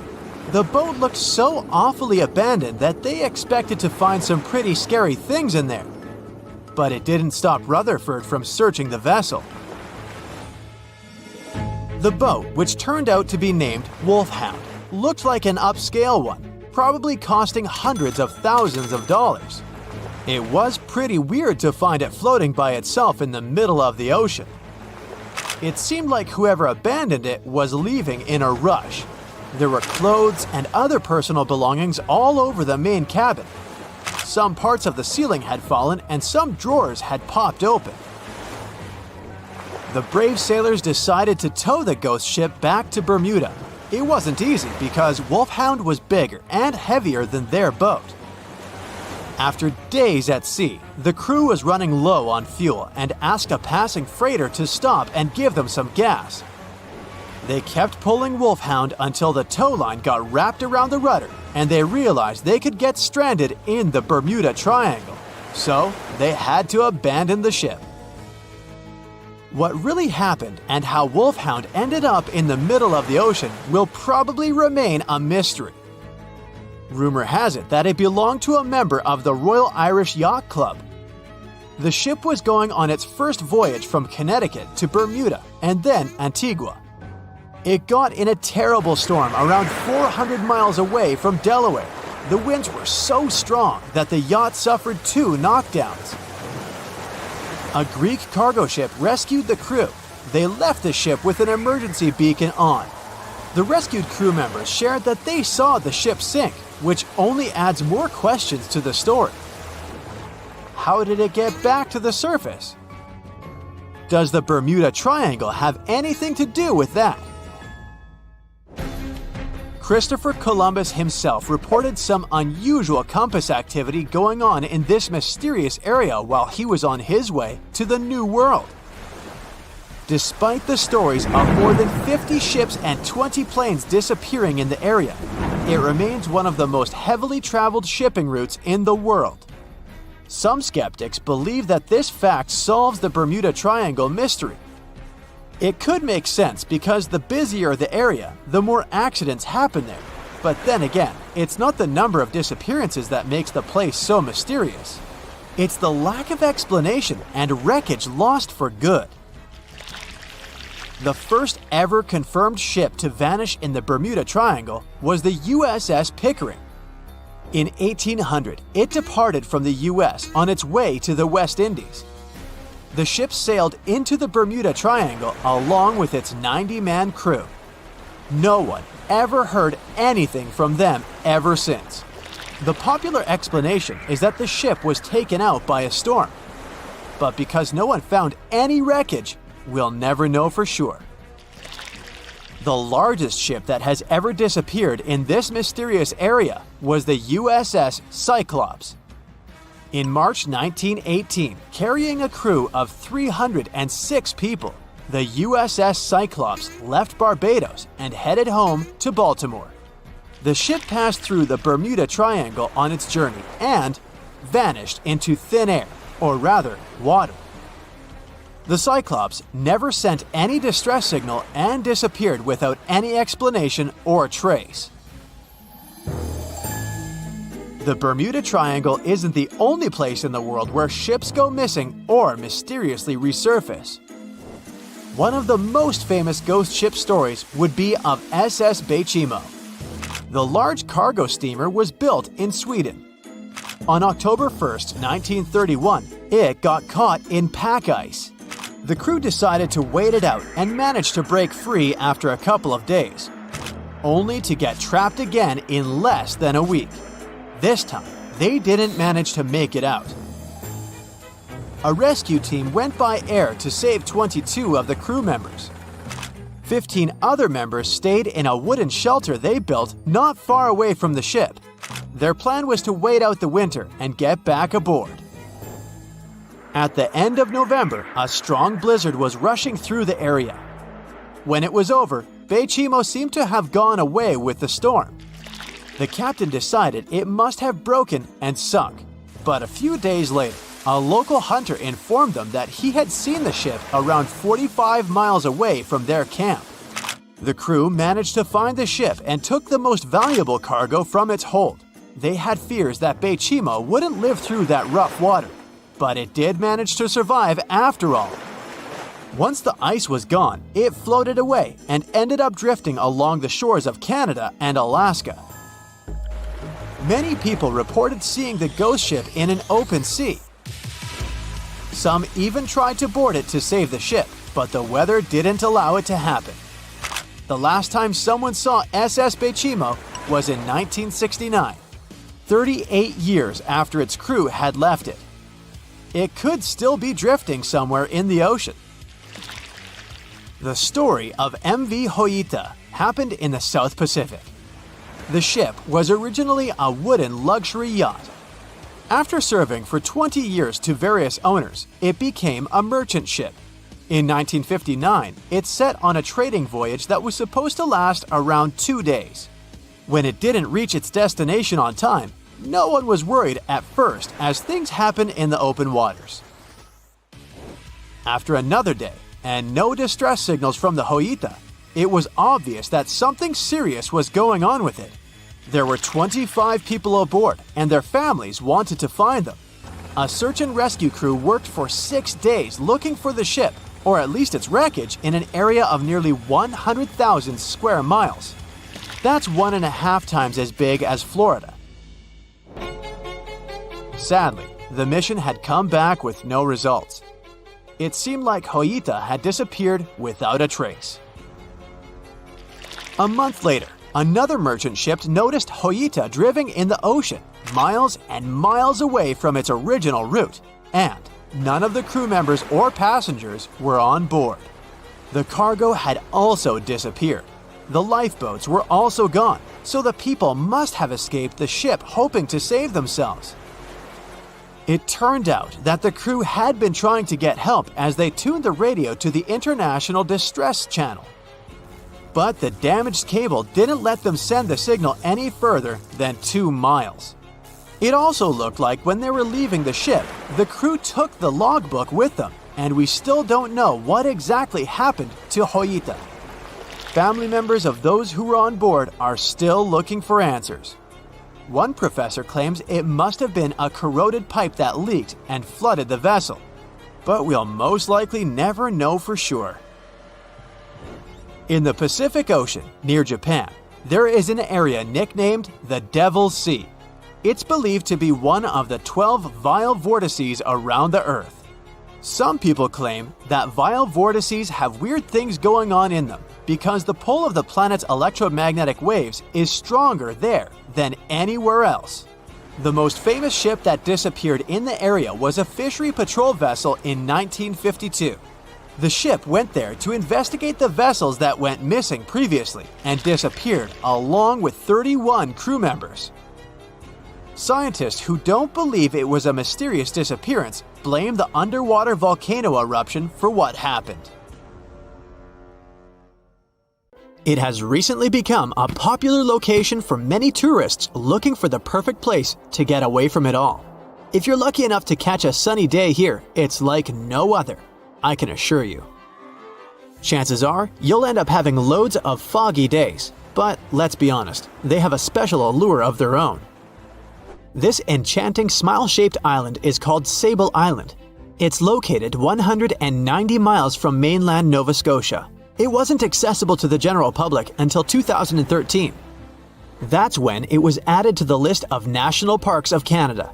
You can get here either by plane or by water. But what's so enchanting about this place anyway? There must be something since the yearly tourist count is growing every year. Firstly, there's a spectacular number of wild horses here. There are between 200 and 500 horses roaming free all over the island. There's also a large population of gray seals. The place is also the only breeding location of a rare bird species called the Ipswich sparrow. If you're already considering a trip here, there are some things you need to know first. Remember that fog I mentioned earlier? Well, it turns out that Sable Island is the foggiest place in the Canadian Maritimes. I'm talking about approximately 127 foggy days each year. During such days, Sable Island literally disappears underneath a thick layer of fog. You won't be able to explore the place on your own either. The local regulations state that visitors need to travel within a group, and they also need to keep a 197-foot distance from the wildlife they can encounter here. As charming as this place may be, it holds a dark secret hidden beneath the sandy dunes, and it has nothing to do with beautiful creatures living here or the island's unique vegetation. Apart from being known from its horses and seals, Sable Island is infamous for an overwhelming number of shipwrecks. Over the years, about 350 ships have ended their lives here, on these sandbars. When survivors described their experiences, they usually mentioned harsh weather conditions near this mysterious island. The island also made its way into literature when it was described in a book called The Perfect Storm, which was written by Sebastian Junger and published in 1997. The book was so successful that it was later adapted for the big screen in 2000, with George Clooney playing the leading role. The first recorded shipwreck near Sable Island dates back to 1583. The boat was named the HMS Delight and was under the command of British adventurer and explorer Sir Humphrey Gilbert. Only 17 people managed to survive the catastrophe by escaping in a small boat. Records mention that they spent 7 days at sea before reaching the shores of Newfoundland. In 1884, another vessel named the Nicosia struggled in the thick fog as well.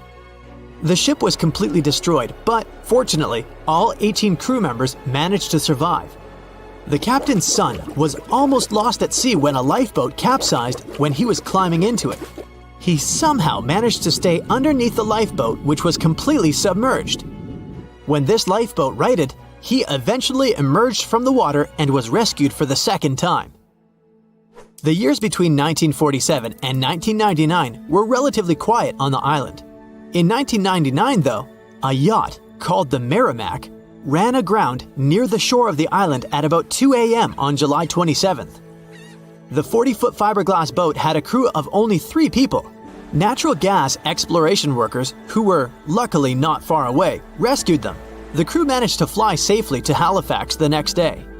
The owner of the Merrimack tried to recover his boat by hiring local fishermen.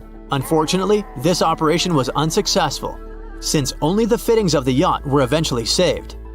It took no more than 6 weeks for the sand and waves to crush and completely break up the hull of the Merrimack.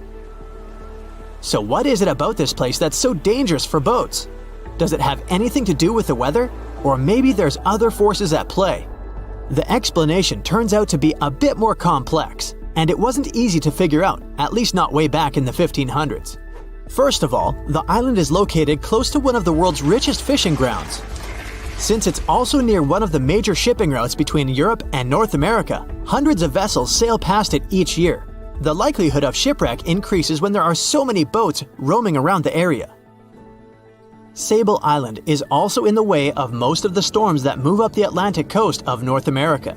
It's no surprise that boats often get hurtled straight onto the shores of this island. The weather has a lot to do with it too.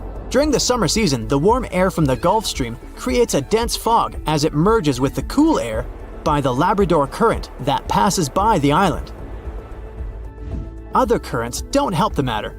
Sable Island is next to the meeting point of 3 major ocean currents: the Gulf Stream, the Labrador Current, and the Belle Isle Current. Since the 1950s, radars and other modern navigation tools have been used on commercial vessels as well. Up until then, the sextant was the main instrument used to figure out a ship's location.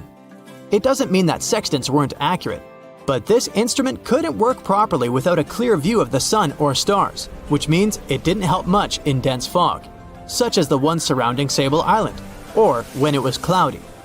Often during bad weather, the captain of a ship navigated, relying on their experiences and intuition based on the ship's speed and direction.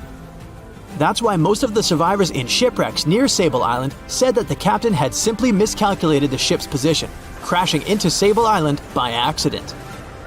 This dusty, sandy land is as unfriendly to ships as it is to trees.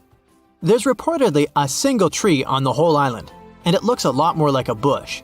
It's actually a pine tree. And since the famous island horses don't see it as much of a food source, it somehow managed to survive. Reports say that the tree was planted back in the 1950s. Local authorities were trying to grow a forest on the island to make it a bit more welcoming. They've planted tens of thousands of trees over the years, more than 69,000 evergreens, 600 fruit trees, and about 55 pounds of pine seeds, along with other plants which could survive the conditions on the island. But they were no match for the extreme weather and sandy soil. Out of all those plants, just one pine tree is still alive. Thanks to its resistance, it has even become a symbol of Sable Island. Interestingly, for around 40 years, the island also had just one inhabitant. Can you imagine that? One person living on a remote island for so many decades? It's the story of a woman called Zoe Lucas. She chose to surround herself with the only residents on the island, the horses, the gray seals, and the many species of birds. An esteemed naturalist, she mentioned in an interview she gave back in 2017 that she was used to living on the island and that she never got lonely. To survive here, she had to put together an essentials kit. It included a notebook to take notes and a pair of binoculars to study the wildlife. You can safely assume she wasn't scared of the intimidating surroundings, since she decided to eventually call this place home.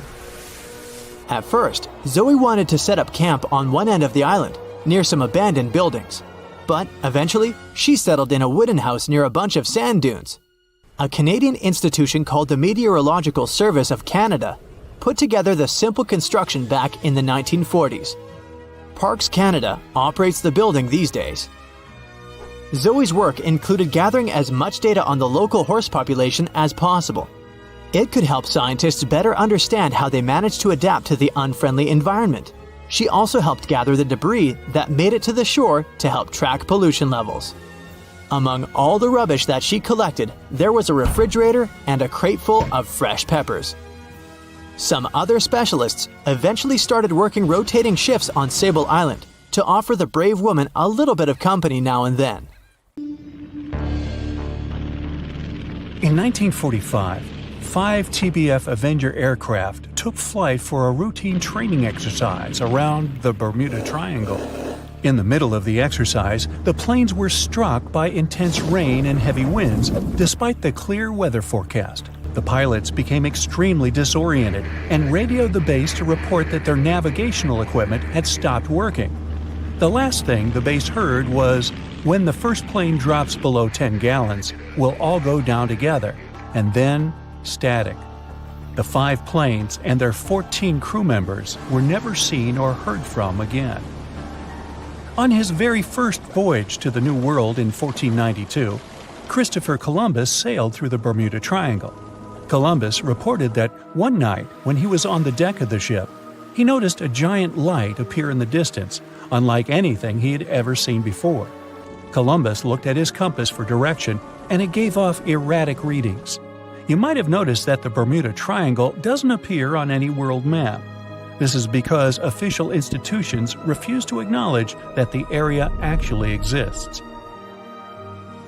A popular theory suggests that rogue waves are responsible for the many disappearances. Rogue waves are called extreme storm waves by scientists. They occur when different weather patterns take place at the same time and cause large, unexpected waves. Witnesses say that the waves look like giant walls of water. These waves could explain why ships go down fast and without leaving any trace. The Bermuda Triangle is home to some pretty intense and unexpected weather. Storms build up quickly and unexpectedly, then disappear soon after. If you blink, you might miss it. This could explain why few distress signals are issued. Pilots and sailors never saw the weather coming. No one knows exactly how many ships and planes have disappeared in the Bermuda Triangle. The rough estimate is 50 ships and 20 planes. Most of the time, the disappearances had no explanation and no wreckage has ever been left behind. Another bizarre theory trying to solve the Bermuda Triangle mystery comes from Charlie Berlitz. He insists that the area is home to the lost city of Atlantis. The missing ships and planes and malfunctioning equipment, according to him, were all caused by rays of energy let out by the special energy crystals that power Atlantis. While this sounds silly, Berlitz's theory was convincing enough that over 20 million people bought his book worldwide. In the year 1800, a large sailing vessel called the USS Pickering departed from the U.S. on its way to the West Indies. The ship sailed into the Bermuda Triangle along with its 90-man crew and was never heard from again. The USS Pickering was the first ever confirmed ship to vanish in the Bermuda Triangle. It's believed that the ship was taken out by a storm, but because no wreckage was ever found, we'll never know for sure. When the TBF Avenger planes went missing, a massive search operation was conducted. Boats and planes searched the Bermuda Triangle for any signs of the aircraft. One of the boats searching was a PBM-5 Mariner airboat. The airboat took flight at 7:27 p.m. and called in a routine radio message 3 minutes later. Then, it was never heard from again. No trace was ever found of the rescue airboat or the 5 Avenger aircraft. An enormous investigation was launched into the disappearance of all these vehicles, but nothing was ever discovered. This particular area of the ocean is one of the most heavily traveled shipping routes in the world. Some skeptics believe that this fact solves the mystery. Statistically, the busier the area, the higher the frequency of accidents and disappearances. While this makes sense, it's not the frequency of disappearances that's responsible for the mystery of the Bermuda Triangle. It's the lack of explanation or wreckage found. On the ocean floor, decomposing organisms let off large concentrations of methane gas that gets trapped under the water. This gas can build up until, boom, it ruptures. The gas surges up to the surface and erupts. If a ship was in the area of one of these ruptures, the water would become much less dense and cause the ship to sink rapidly and without warning. Scientists believe this could be the cause of the many disappearances in the Bermuda Triangle. While this theory makes a lot of sense, it doesn't seem too likely. The U.S. Geological Survey has stated that no large releases of gas are believed to have occurred in this area for the past 15,000 years. The ocean floor is made of rocks containing a lot of magnetite. It's more like iron. Magnetic fields react to high concentrations of magnetite on the ocean floor, which may start a sort of conflict between the two. It can often lead to various weather anomalies and, as a result, navigation issues. And, naturally, any changes in the ocean floor or the Earth's magnetic fields influence the Bermuda Triangle a lot. Since the magnetic field is constantly moving, it might be also taking the Bermuda Triangle with it. Now that people know where the triangle is, it's easy to avoid it. It supposedly moves eastward together with the magnetic poles, but scientists still can't answer where exactly it will be in a couple of years. Some people blame all the disasters on the extraterrestrial paranormal activity. Others suppose it's all about raging natural phenomena. There's another triangle in Lake Michigan. Just like the one near Bermuda, the Michigan Triangle got its shady reputation for some disappearances. The first recorded one dates back to 1679. A large vessel, one of the largest of that time, set out on an expedition. Yet once it got in the sinister triangle, it never came back. Much later, an aircraft disappeared in this triangle. The skies are usually very clear there, but back in 1883, some people witnessed abnormal things in the area. Some claim to have seen large blocks of ice falling from the skies, and the crew even managed to save one as hard proof. Meanwhile, the Pacific Ocean mystery area is another sinister triangle. Off the south coast of Japan, not far away from Tokyo, there's a sea where plenty of ships met their doom, disappearing without a trace in these waters. They call it the Devil's Triangle. Some scientists believe the cause of anomalies is the environmental changes. Also, there's a really high concentration of methane hydrates on the bottom of the ocean in the Pacific Triangle area. You're deviating from your original course and sailing in the wrong direction. There's the Caribbean Sea near the triangle, peppered with small islands. The seafloor here isn't deep. The ship can get in shallow waters. And now the ship is stuck on a shoal, and you have no idea where you are. If this were the 21st century, the ship's captain would be able to reach the shore using GPS and other modern navigation.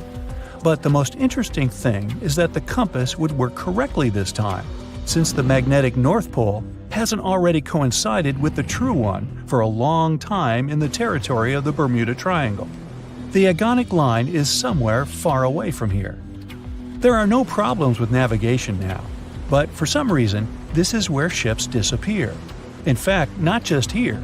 Throughout the Atlantic Ocean, there are places where many more ships were gone. The Bermuda Triangle is not even in the top 10 of such places. One of the main reasons why many ships are lost here is that one of the most popular shipping routes in the Atlantic passes through the Bermuda Triangle. And the more ships in one place, the more shipwrecks.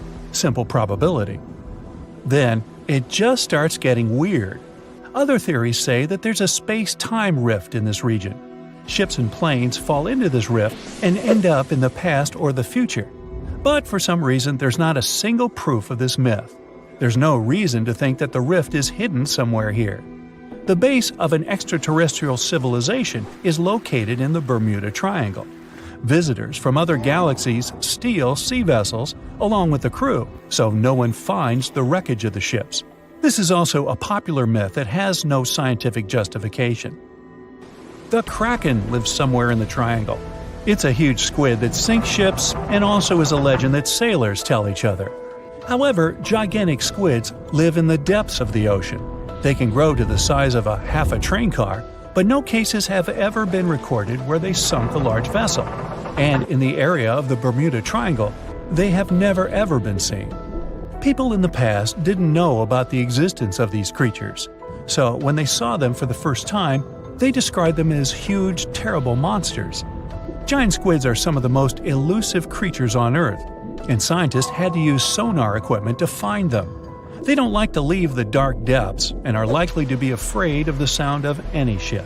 So, that should squash the squid as a suspect. The year was 1854, and the SS Arctic, the fastest passenger liner of its time, set out to cross the Atlantic. As it sailed through the misty veil, it slowly disappeared into the unknown. The Collins Line, an American shipping company, was started in 1818 and only began seriously trading in the transatlantic by 1835. Its steamships crossed the Atlantic from Liverpool to New York within just 10 days. Doesn't sound like a great speed today, I know, but back then, the same thing took other ships several weeks. Light on the water with their wooden hulls, powering through with a strong steam engine, those steamships were the favorite choice for many high-profile people. What could go wrong with such an advanced ship, they thought. This reminds me of some other ship everyone believed to be unsinkable. But anyway, back to the Collins Line. It grew to be a serious contender on transatlantic routes, with only one other competitor, the Cunard's Line. It was a British company also aiming to be the main force through the Arctic Passage. In 1835, the company received a new ship that traveled to Liverpool and came back to New York with the largest cargo ever at that time. From then, the Collins Line was steadily growing. It seemed like there would only be future successes for it. Unfortunately, their lavish ships became costly to run with the amount of coal used. Massive power along with weak wooden hulls meant they needed many repairs after each voyage. So, every trip ended up being expensive. But since the ships were safe and had a great reputation, people were willing to pay the price, and the company was definitely not in crisis. They had achieved something no one had managed to do before them. Like I told you, their ships crossed the Atlantic in a whopping 10 days. And Edward Collins, the owner, was very determined to maintain the pace. Their 5 ships easily outran the Cunard's line of only 3. With this great praise, it provided more attention. Though the Cunard's ships were slower with their iron hulls, they believed there was still profit, regardless of how slowly they sailed. Among Cullen's ships, the Arctic, the third of them to be launched, was the largest, reaching 284 feet long, with 2 side-lever steam engines, each with 1,000 horsepower. The paddle wheels made 16 revolutions a minute when at full speed. At the time of its launch, the press called it the most stupendous vessel ever constructed in the United States. But glamour and fame couldn't avoid what would come next. On the 27th of September, the Arctic was on its journey from Liverpool to New York, continuing a speed pace through the thick fog. It's possible that by that moment, after 4 years of record-breaking trips, the crew became overconfident with their sailing and the ship. Going only 50 miles from Newfoundland, they carelessly continued through the fog with no radio contact, sonar, or any other form of identifying objects, equipped only with Morse code. A smaller ship, the SS Vesta, which operated as a fishing vessel, often worked around Newfoundland. It was passing through the same path as the Arctic and crashed into its side. Shocked by the collision, the captain of the Arctic offered help to the much smaller Vesta, but it was soon clear that the damage that seemed minor on the Arctic was far worse. Beneath the waterline, a hole was letting water into the hull. The cost of the much faster wooden hull now seemed less valuable. They steered toward land, trying to plug the holes, but they weren't doing so well, and the seawater continued to pour in, filling up higher and pushing the ship down. And finally, once the engine room was full, it put out the boilers, taking away the massive power the Arctic was once legendary for. They moved slowly until coming to a complete stop. The ship continued to sink, and the order was to abandon it. At the time, maritime law allowed for the Arctic to carry only 6 lifeboats, only capable of saving 180 people. The crew and some of the passengers managed to push their way aboard and took most of the seats on those boats. Things were pretty wild, and everyone forgot about their manners, not letting the ladies and the youngest ones board first. It took 4 hours for the Arctic to sink. 150 crew and 250 passengers were on board. Those that weren't able to find a lifeboat made a desperate attempt to build their own rafts from parts of the ship. 2 days later, only 3 boats made it safely to the shore. The other 3 were never found. Believe it or not, the rescue party also saved some people that had been clinging to the wreckage for 2 days. Unlike the crew, the captain went down with the Arctic, but amazingly survived. He would be only one of 85 people that made it, out of the 400 on board. When the news arrived 2 weeks later, the public responded with great sadness to the losses. Great anger soon followed towards the poor safety measures in the crew. The press published demands to change the laws for more lifeboats. It only made sense to have enough for every person on board a ship. But they ignored those requests. This neglect would lead to more disasters in the future. Enough lifeboats would only come into maritime law some 60 years later, after the disaster of the Titanic. Edward Cullen's wife and 2 children were also aboard the ship and didn't return. He was heartbroken, but didn't stop running his business. The Collins line still had a reputation to uphold, the biggest, fastest, and most luxurious on the Atlantic. Edward Collins would now build an even better ship than any other. It was named the Adriatic, and it was the largest ship in the world, 354 feet long. With 2 alternating steam engines that had never been built of this size. These steam engines at the time were at the height of engineering, though today you can only see them in models and toys. With the new addition of 2 masts, the Adriatic would also be able to sail if needed. Luckily, they made some lessons from the disaster of the Arctic. But before their new ship, the Adriatic, was built, another disaster had occurred. the sister ship of the Arctic had also sunk. They believe this second ship was desperate to stay in front of the Cunard's line and hit an iceberg somewhere during the race. This weird contest took the lives of 141 people. The desperation of Collins and his weakly built hulls pushed the company towards bankruptcy in 1858. The newly built Adriatic, costing over $1 million, had only made one voyage in the end. And even that voyage was considered a disaster. The ship collided with a tugboat. It still managed to finish its maiden voyage at a suitable time. After the company had gone bankrupt, they had to sell the ship for only $50,000. They removed the great giant engines, replacing them with only sails. Although it was once the greatest ship on the high seas, it was only 30 years later until it was abandoned, labeled irreparable, and anchored in a river. The other remaining ships were also sold and only used for parts. Edward Collins left the industry altogether, seeking work on dry land instead. As the Collins line was no longer in the mix, the Cunards would grow in strength. Without competition, they would win the Blue Riband for the next 30 years, and 180 years later, after producing hundreds of ships. They still have a constant presence on the seas as they provide transatlantic crossings, world voyages, and leisure cruises. To this day, the Cunard line is the only one to run ships between Europe and America, and it's great proof that it's not always the fastest that's the best. They say nothing is ever lost, and it's true. Let's discover ships frozen in time.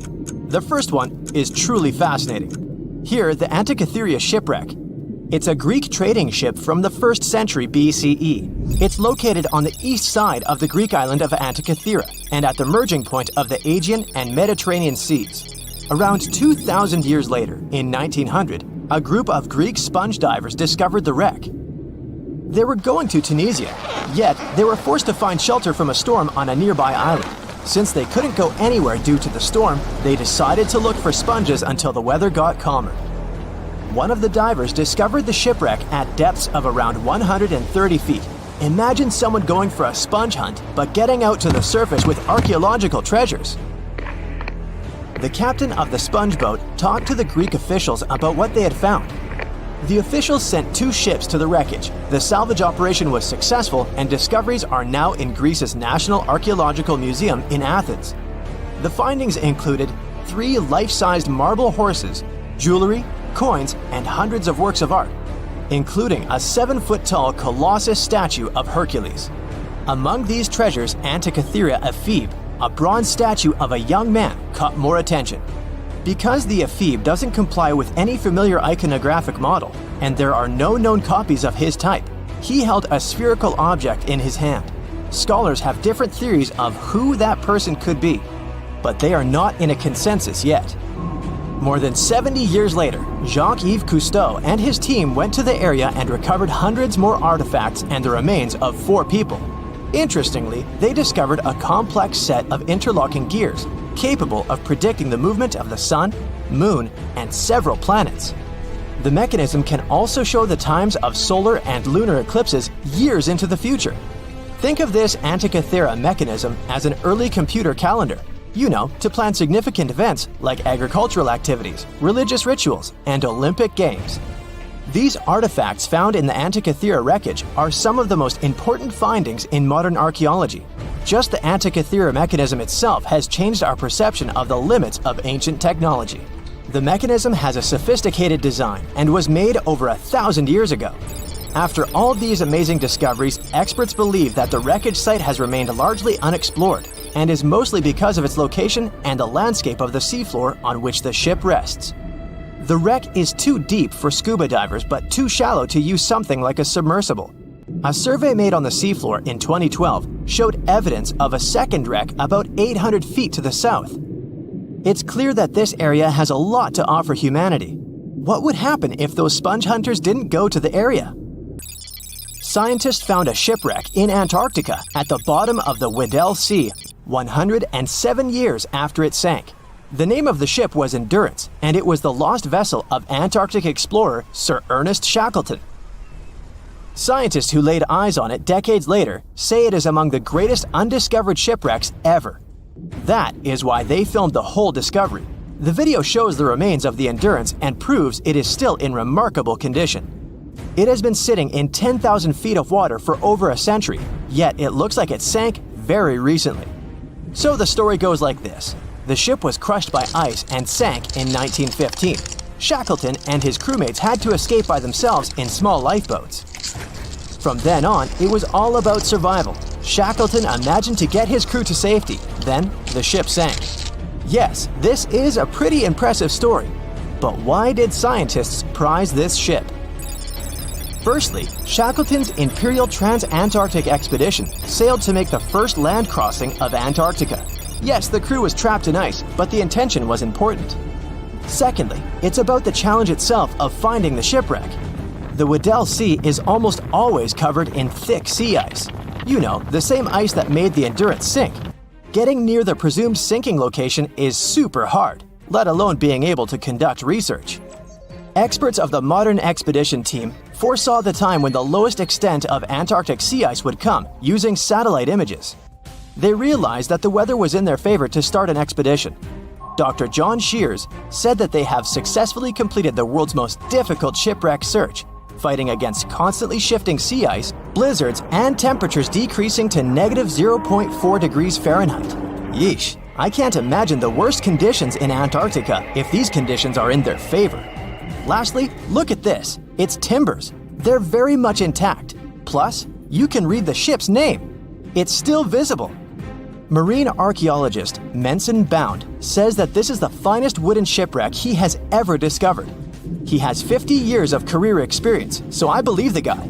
So how come the wood is not rotten? Dr. Michelle Taylor, a deep-sea polar biologist, said that there has been little wood deterioration because the wood-munching animals are not in this forest-free region of Antarctica.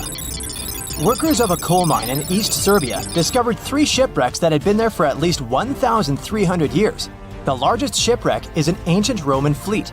It's around 50 feet long with a flat bottom. It's estimated that the ship could carry a crew of 30 to 35 people. Looking at its hull, you can see the marks of repairs.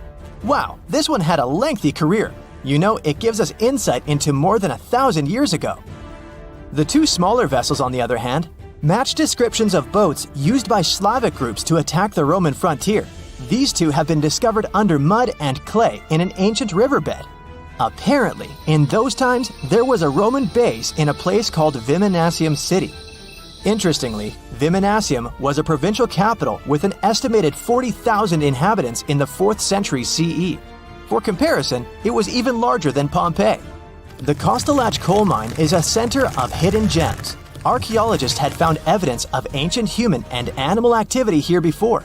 For instance, in 2012, experts found bones of at least 5 woolly mammoths, which went extinct about 10,000 years ago. Canadian archaeologists found a ship 150 years after it went missing in the Canadian Arctic waters.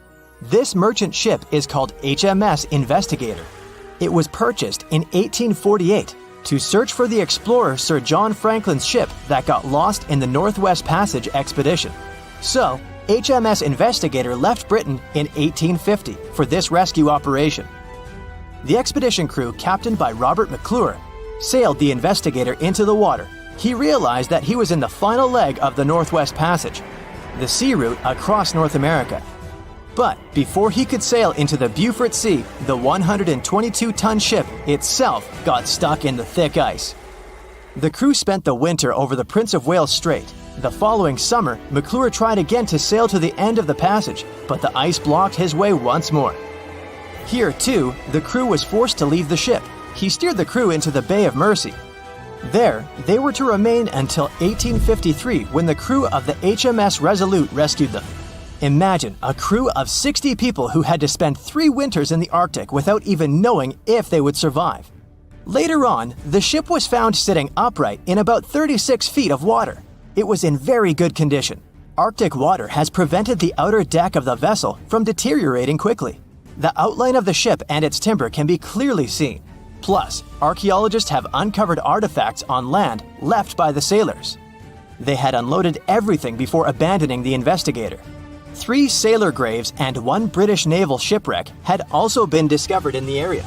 I wonder what else they could find there. Wow, it's the only place where 1 minute you're learning 17 natural ways how to get rid of houseflies, and the next, you're taking an epic journey straight into a black hole. More than 10 billion with a B views in total. That's 47 billion minutes watched, or more than 70,000 years. That's all the way back to the Ice Age. No, I wasn't around then. 40,000 videos, hundreds of topics, and most importantly you, a whole 44 million of you. Our viewers. We could populate an entire country if we wanted to. We'd like to continue helping you learn and giving you useful skill improvement tips. Got a thirst for knowledge? We've prepared 4 masterclasses on creating a 2D character animation from scratch, 10 hours of video lessons, practical tasks using professional software, and additional materials that you can use with your own projects. Get the full course now and create your own animated masterpiece. Ships and planes disappearing without a trace. Passengers never seen or heard from again. Reports of strange lights in the sky.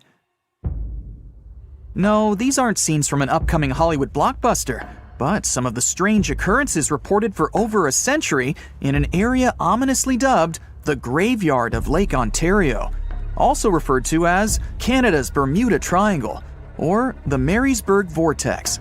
It stretches across a portion of Lake Ontario from Kingston to Prince Edward County in Canada, and down to Oswego, New York in the US. The tales about this area can be as chilling as the frigid lake water on which they took place. The most unsettling story involves the schooner called the Bavaria. It was 1889, and the ship was being towed across the lake. Rough waters severed the tow rope, and the Bavaria floated away. Luckily, the schooner was later found safe and fully intact. But there was one thing missing: the crew! Not a single person was found on board. What makes the story even more bizarre is that the dinner table was set, a loaf of bread was discovered, freshly baked, and the captain's money and his papers were fully accounted for. There was even a pet canary happily chirping away, as if nothing was amiss. What happened to the crew? We may never know. And this was not a unique incident. Just over a decade later, in 1900, 3 ships, the Annie Minnis, the Picton, and the Acacia, were sailing across the lake, but only 2 would make it to their final destination. The third one, the Picton, was speeding ahead of the others when it simply vanished. According to a cook on the Annie Minnis, we were well out into the lake and making good time when all of a sudden we saw the Picton's topsails coming off, and then her lower sails settled, and then, while we stood and watched, the Picton just disappeared. It's possible that the ship sank, as there was some wreckage later seen in the water, but the ship itself was never found, and none of its crew ever located. A few weeks later, a bottle with a note inside was discovered in Sackett's Harbor, New York. The note was from Captain Sidley of the Picton. "Have lashed Vesey to me with heaving line, so that we will be found together." Vesey was the captain's 12-year-old son. The note creates more questions than answers. If the witnesses were correct, the ship's disappearance was quite quick. When did Captain Sidley know he was in danger? Why not signal for help if he had any warning? And when did he have time to write a note, bottle it, and tie himself to his son? It truly is a mystery. And it was not just ships that ran afoul of the strange forces in the area. Planes also struggled to make it through in one piece. In 1975, Ron Scott flew out from the Picton Airport in his Cessna 172. As he entered the Marysburg Vortex, his plane banked to the side. For several seconds, he was unable to right the plane, but once he did, the same force banked him to the other side. Again, he was stuck there for a few seconds, unable to control his plane. A skilled pilot, he had never experienced anything like it before. He was certainly luckier than Royal Canadian Air Force pilot Barry Allen Newman. Newman was at the same spot back in 1952, when he lost control of his jet and crashed into the lake. To this day, his body has not been found. In total, over 270 ships and at least 40 planes have met a tragic end in this area. And adding to the mystery, sometimes people report a series of bright lights or orbs, or a dark ship hovering in the sky. These are even harder to explain. Witnesses willing to report them are adamant they are true. Sid Wells said he watched a strange shape like a multifaceted diamond slowly spinning in the sky, and then it just disappeared. Others claim to have seen it too. Of course, the Marysburg vortex is just one of several places around the world known as vile vortices, a term coined by biologist and writer Ivan T. Sanderson. He discovered 12 other equally spaced areas on the surface of Earth where funny things happen. The best known of these, of course, is the dreaded Bermuda Triangle. Situated in the Atlantic Ocean between Bermuda, Florida, and Puerto Rico, it has been blamed for the disappearance of thousands of people. They went in, on boats or in planes, but they never came out. Even the explorer Christopher Columbus experienced the mystery of the Bermuda Triangle during his first voyage to America in 1492. He said the compasses pointed in the wrong direction, the sea levels seemed to change dramatically, and he even spotted strange lights in the sky. In 1918, the USS Cyclops, which was one of the US Navy's biggest fuel ships, disappeared there. Since the 309 crew members were declared lost at sea when the Cyclops vanished, it's seen as the largest loss of life in the history of the US Navy in a single incident. At the time, the weather was good. The one message sent that day from the ship indicated no issues or concerns, and a distress signal was never sent. A thorough naval investigation followed. Its conclusion? Many theories have been advanced, but none that satisfactorily accounts for the ship's disappearance. In other words, the investigators were stumped. There's also the Dragon's Triangle, located in the Pacific Ocean. The most disturbing story involves a group of Japanese vessels that disappeared in the 1950s. When researchers were sent to investigate what happened, they too disappeared. In each case, it's impossible to truly know what occurred, and it's easy to get caught up in stories of giant sea monsters lurking beneath the waves. Who doesn't like a good scare? And Sanderson was willing to accept the possibility of such stories being true. He believed the vile vortices that he studied could be explained by anything from a wrinkle in the space-time continuum to magnetic abnormalities to underwater people. Of course, Sanderson was not only a huge fan of strange places, he also wrote about strange creatures like Bigfoot and the Loch Ness Monster. His skills as an impartial scientist are questionable, though. In 1948, he claimed that some 3-toed footprints found at Clearwater Beach in Florida were proof of 15-foot-tall penguins, arguing that they were impossible to fake. In 1988, Tony Singerini revealed that he and his friend, attaching some cast-iron feet to his high-top sneakers, were behind the giant penguin hoax. So maybe Sanderson isn't the most reliable source after all, but there are also some very compelling and wholly natural explanations. Let's look specifically at the Marysburg vortex. It's entirely possible that ships like the Bavaria and the Picton were done in by a mix of bad luck and bad weather. Unsettled weather is certainly not uncommon on Lake Ontario, and flash storms on the open water can prove dangerous to the most skilled sailor. And even today, with advances in weather forecasting, we get it wrong all the time. Back then, there was no way to predict that a storm was just around the corner. And the weather was just one issue. Historian Mark Seguin said that the area was always known to be dangerous, as the lakebed quickly becomes shallow along the eastern shore. There are also small rocky islands and shoals scattered throughout the area, making sailing a risky venture, especially for larger vessels or those weighed down by heavy cargo. By the mid-20th century, modern weather forecasting and improved shipbuilding alleviated most of the hazards of the Great Lakes shipping, resulting in fewer losses. The last major shipwreck in any of the Great Lakes was that of the SS Edmund Fitzgerald, which sank off the coast of Lake Superior in 1975, with 29 crew members going down with it. It seems the vortex is no match for human progress. And as for lights or images in the sky, in most cases, it's the result of an interesting phenomenon called thermal or temperature inversion. When this happens, a layer of warm air becomes trapped under cold air. This can result in mirages or reflections. So, a light on the ground that is miles away can be reflected in the sky, giving the impression of a flying object. Other parts of the mystery may be solved with a little time. Lake Ontario's freshwater and frigid temperatures help preserve the ships and planes that came to rest there. As divers and researchers continue to explore the area, maybe we'll finally learn the fate of the Bavaria, the Picton, Captain Sidley, and his son. So in 2017, over 25 million people boarded cruise ships all over the world. Now, if you're keeping count, that's more than the total population of Greece. It's become America's favorite choice when it comes to going on vacation. It's easy to see why hopping aboard a cruise ship becomes more popular each year. Heading out on a cruise is also coming back in style with newer generations. 2/3 of Gen Y and Millennials say that cruising is their new preferred type of vacation.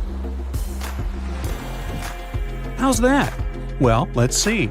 It's easy to plan in advance. On board, you can find activities for all family members, and you get a chance to visit several different destinations in one trip. An added bonus of booking a cruise? You can sample various places for a future time off. The entertainment on board is often top-notch, providing passengers with an added taste of luxury. And the amenities and accommodations are generally very reliable. Not to mention that it gives tourists that feeling of actually getting away from everything that people strive for while out of the office. Royal Caribbean International is one of the largest cruise lines in the world, with just over 19% of the cruise market as of 2018. Its current fleet is divided into many different classes of ships, including the Voyager class, Radiance, and Quantum. The latest addition to the Royal Caribbean International's impressive fleet was built in 2018. Wonder of the Seas is now the largest cruise ship in the world. Since this spectacular liner has just had her maiden voyage in March 2022, let's look at some of the incredible perks it has to offer its passengers. For starters, the boat is so big that it had to be split into neighborhoods. Well, it figures since Wonder of the Seas can accommodate almost 7,000 passengers. Fond of New York? Well, no worries. Wonder of the Seas has a central park of its own, with an estimated 10,000 plants to check out. The ship's central park is a feature of all Oasis-class ships, being one of the so-called neighborhoods. Let's look at some other areas, shall we?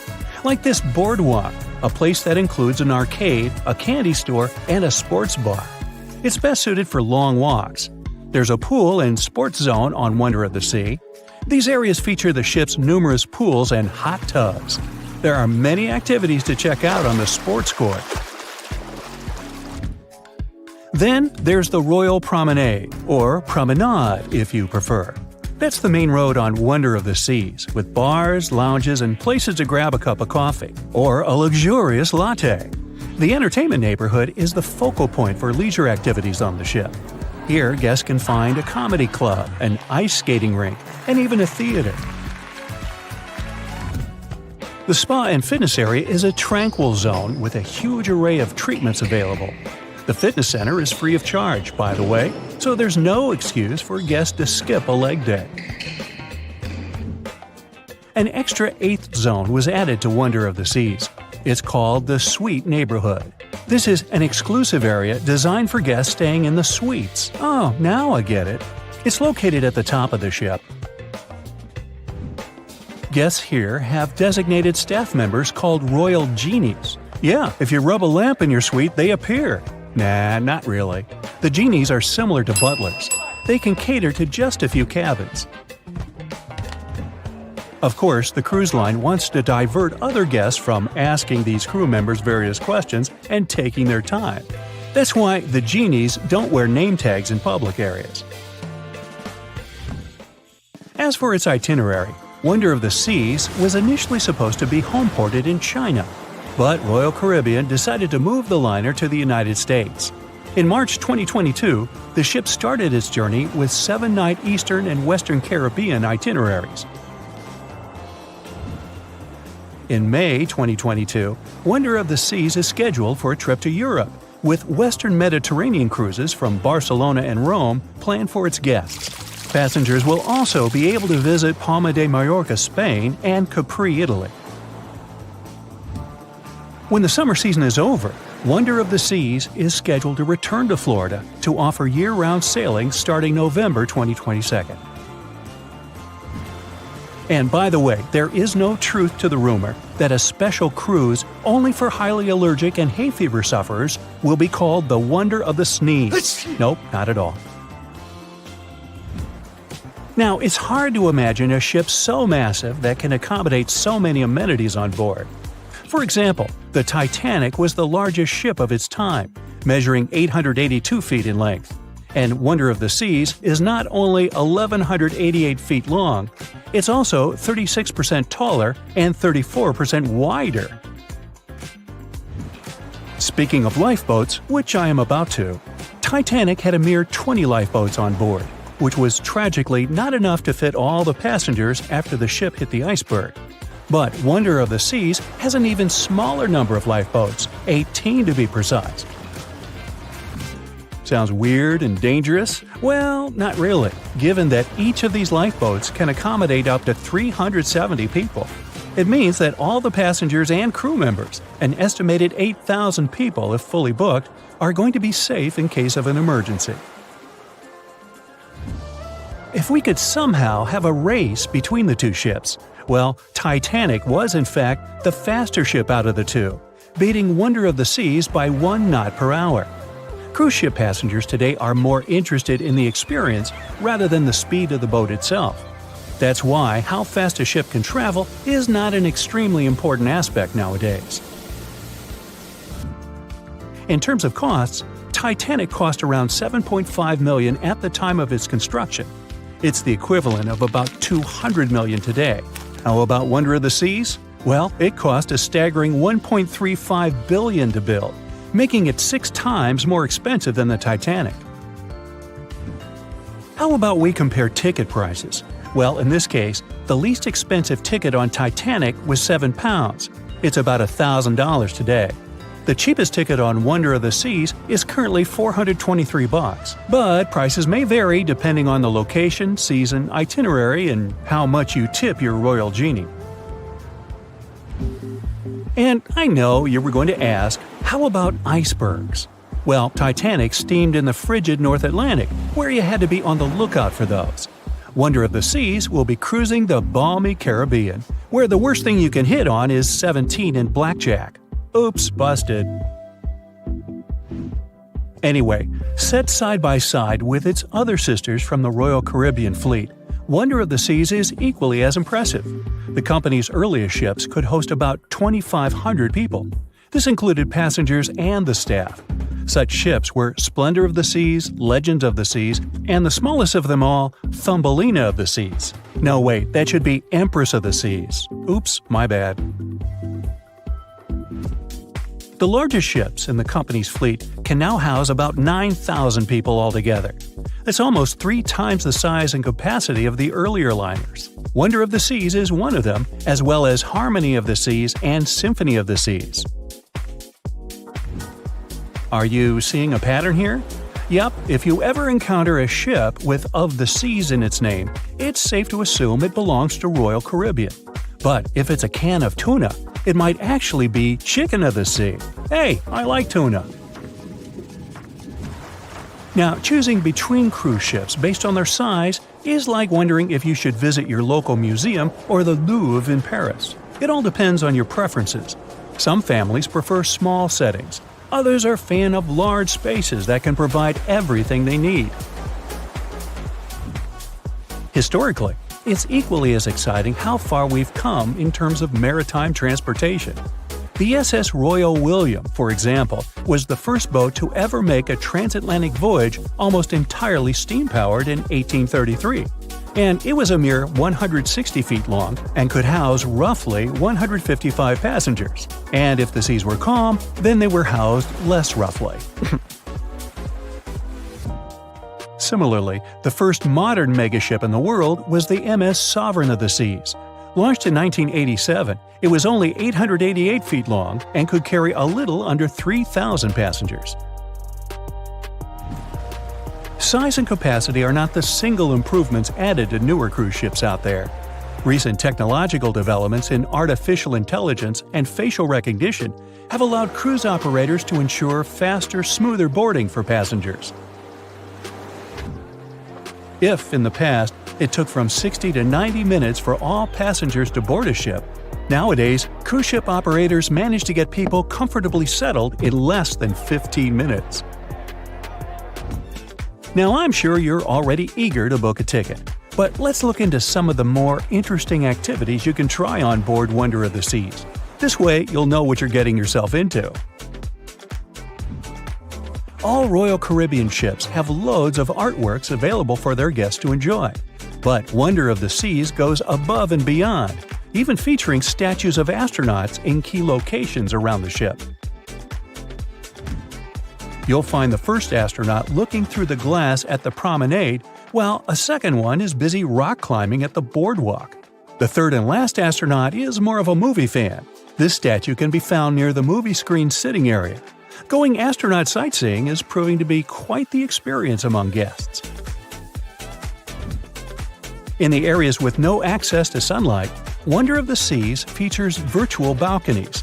In case of bad weather, guests can still have a feeling of the outdoors, but without having to hide from wind or rain.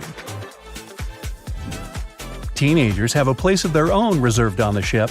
There's a special club with a private hot tub, selfie area, games, and comfortable seating. The inside part of this club features a vending machine, an interesting collection of literature, and tables for foosball. Well, sign me up! Ships have been around for at least 6,000 years, dating back to ancient Egypt. In the beginning, they were used for trading and exploring. Ships as an attraction became a thing only a bit over 100 years ago, but the first cruise ship wasn't the infamous Titanic as you might think. The first cruise ship that took passengers on a voyage was a German ship called Prinzessin Victoria Louise back in 1900, and it served for 6 years. Modern ships are of course more advanced, but they still have a limited lifespan. They usually serve for about 30 years. A ship much older than that isn't considered safe and stable anymore due to the metal fatigue, most often of the ship's hull. After ships finish their lifespan, they retire and get sent to a shipyard, where they get scrapped. Most famous and beloved ships have a better fate. They get turned into hotels and attractions. Since ships are extremely expensive to build, no wonder that they are so huge, often as long as 3 football fields and as tall as 20-story building. The companies want to accommodate as many passengers as possible, because it means better profits. Also, cruise ship cabins are built separately from the ship, because otherwise there wouldn't be enough space for the construction. They're added to the vessel already in the shipyard, where the ship is put together. Quite often, different parts of the ship are even built by different companies. Voyages are fun, but if you need to get somewhere fast, cruise ships shouldn't be your first choice, because they are very slow. On average, they travel at the speed of just 23 miles per hour. Ships travel way slower than cars and planes, because they move huge amounts of water. Move on the ground and you're fast. Now step in a swimming pool and try to run there. It'll be way harder for you to do, and you'll be way slower, barely moving through.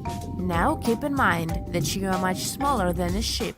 As we've seen, ships are massive. When you put something in the water, it displaces the amount of water that is equivalent to its weight. So a ship displaces thousands of tons of water and then pushes through it. That's why they are slow.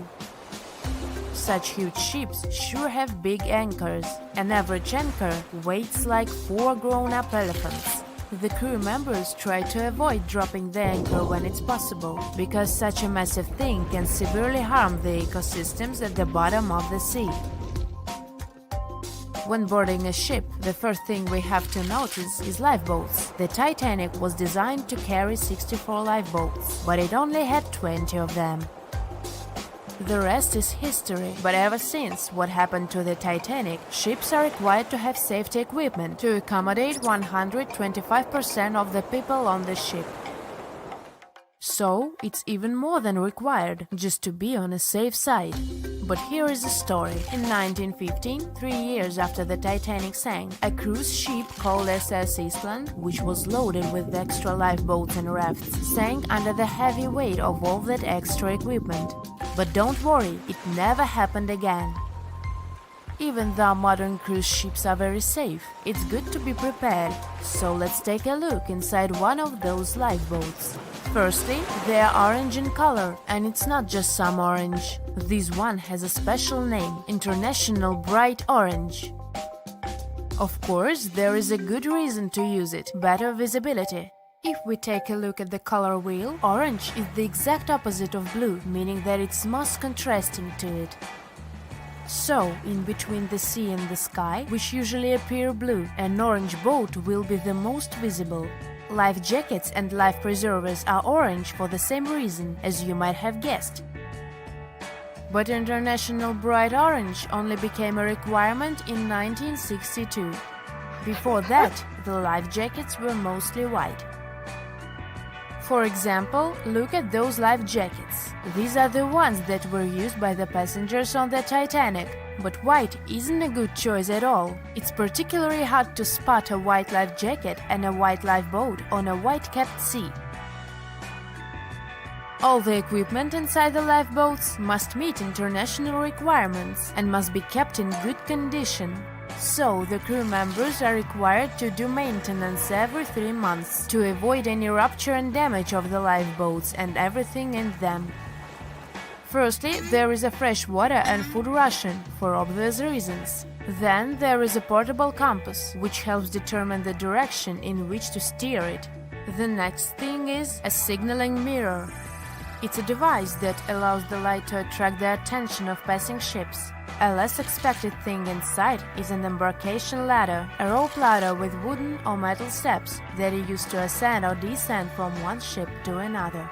And finally, there is a first aid kit. All cruise ships pick up standard sailors and fishermen, and that happens quite often. So don't be surprised if your cruise ship stops in the middle of the sea to pick someone up. It's common practice. Ships can even change their course to pick up some stranded sailors if they get a distress call. Have you noticed that all ships, both cruise ships and container ships, always have the bottom of the hull painted red? Yes, it's a thing. In early times, when ships were mostly made of wood, sailors were painting the hulls with copper paint, because it was protecting the vessel from wood-eating worms, barnacles, and seaweed. The copper was the ingredient that was giving the paint that color. All this muck wasn't only impairing the vessel's structure, but was also increasing the drag, preventing the ships from moving as fast as they could have. So, protective paint is important to reduce the number of barnacles that get accumulated. These days, of course, hull-protecting ingredients can be added to any kind of paint, and there is no practical need to paint the bottom of the hull red, but it's still being done to honor the old tradition. Still, even the most modern paint doesn't allow to completely avoid the growth of barnacles on the hull. Also, most ports don't even allow you to scrape those off the hull once you dock. That's because the ships that arrive from faraway waters can bring along non-native species of seaweed and other organisms which can severely harm the local ecosystem. Crew members sleep in that lower part of the ship, the underwater one. It's called a B-deck, and there are dorm-style rooms in the hull just for the crew members. Also, you might have noticed that there are numbers painted vertically on the side of the hull. The red background helps them stand out more, which is important since those numbers are crucial. They help you understand how much load the ship is carrying.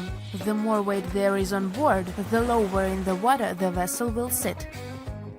If you watched movies about pirates or heard sailors talk, you might have noticed that the ships are referred to as she and often have female names. It is an old tradition to consider a ship as a female figure, most often a mother or a female deity that is guiding and protecting the crew. It is also believed that the name of the ship brings good luck to the ship, as well as to the crew and the passengers. People who spend their lives in the sea have many superstitions regarding boats. Finding a cat aboard is considered good luck, even if the cat is black. They are very handy because they hunt mice, therefore keeping the ship clean and safe. But bananas aboard is a no-no. It's especially common among fishermen. They believe that if there are bananas in the boat, the fish won't. Have you ever wondered how containers on a cargo ship remain intact throughout the whole journey? Let me answer this question and tell you about other cool ship facts. Meet Unsinkable Sam. Sam's goal was to prove the saying, "Cats have 9 lives." This animal survived 3 ships sinking. He was originally named Oscar, but got nicknamed Unsinkable Sam. You probably get why. The first time the ship he was traveling on sank, Oscar was found by the crew of another ship when he was floating on board. He remained on that ship for a couple of months, but then the vessel also sank in 1941. The cat was then saved by another ship. The crew there had heard the story of the animal and called him Unsinkable Sam.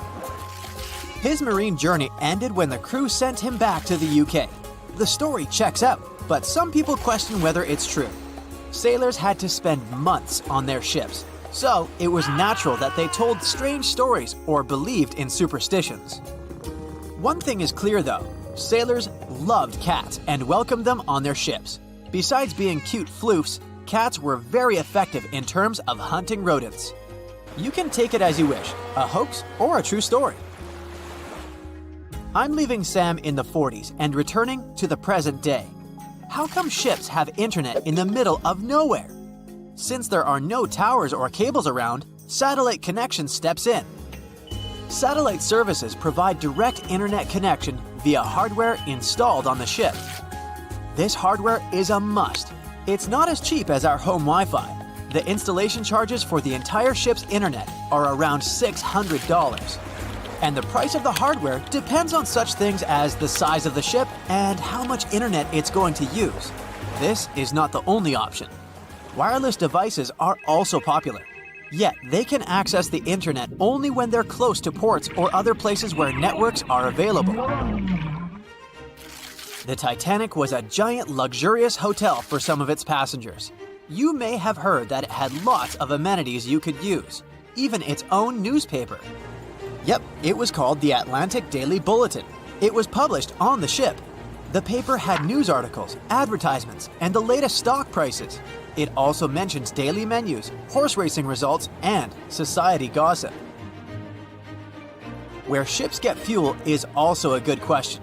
There aren't fuel stations floating in the ocean. Bunkering is the answer. Ships use different kinds of oil for different purposes. Bunkering is loading fuel onto a ship. This process takes place at ports. The storage and provision of the ship fuels can be made by tankers. Currently, Singapore is the largest bunkering port in the world. Imagine you're on a cruise ship and you need to use the toilet. What happens after you flush? The sewage goes to a place called an onboard treatment plant. There, the waste is filtered. Then it moves to another chamber. This chamber cleans the waste and sterilizes it. Lastly, the waste is dumped into the ocean when it's clean enough. Those substances that don't go through the filter are kept on the ship. A ship gets rid of them when it arrives at a port. Speaking of toilets, I must mention that wastewater is color-coded on cruise ships. Every person on a cruise uses 40 to 50 gallons of water each day. That's why there might be too much wastewater. So, over the years, some solutions have been found to reduce this amount. Water is coded as black and gray. Black water goes from toilets, and gray water comes from the laundry, showers, kitchens, etc. Basically, it's thought that gray water waste is cleaner than black water. Why are ships so slow? It's related to power. Water has a drag force, and it affects ships. Imagine yourself swimming in the ocean. It takes effort to swim forward because of the water resistance. A smaller ship wouldn't need that much power to push itself forward, but huge cruise ships need a lot of power because they're heavier. If you, let's say, put a 7,000-ton ship in the water, it will displace 7,000 tons of water. When such a ship goes forward, it pushes some of the displaced water ahead of itself. This results in a bow wave, which carries some kinetic energy away. We talked about cruise ships and cargo ships mainly. What about solo travelers? Laura Decker became the youngest person to circumnavigate the world on her own. She set out in 2012, and 518 days later, she completed her voyage. She had a 40-foot-long ketch named Guppy. She was 14 when she started the journey. You can think of loading containers on a cargo ship as playing Tetris, but you can't start over when the game is over. That would cost you thousands of dollars. Anyway, the logic is the same. The first layer should be strong enough to support the rest. The bottom containers, or first tier, if you want to sound more like a pro, are secured with twist locks. This is an automatic locking mechanism to keep the upper level containers locked. These locks are attached when a unit is being lifted from the pier onto a cargo ship. They're similar to Lego pins. All containers have these lock systems, and you basically mount them on top of each other. Plus, many cargo ships have vertical slots made of long metal rails. They're like cells that hold containers and prevent them from moving and falling into the deep water. How do they unlock the mechanism? There's a special rod to do it. In the past, cargo ships were allowed to only stack 5 to 6 containers on top of one another. With the appearance of the lock mechanism, it's possible to make 10 to 12 layers. Still, hundreds of containers get lost each year because of harsh weather conditions, or simply because of the negligence of people who load them. According to some data, more than 3,100 containers were lost in 2020 to 2021. The number was only 779 in the previous year. This means an almost 400% increase. Apparently, there are hidden passageways and secret doors on cruise ships.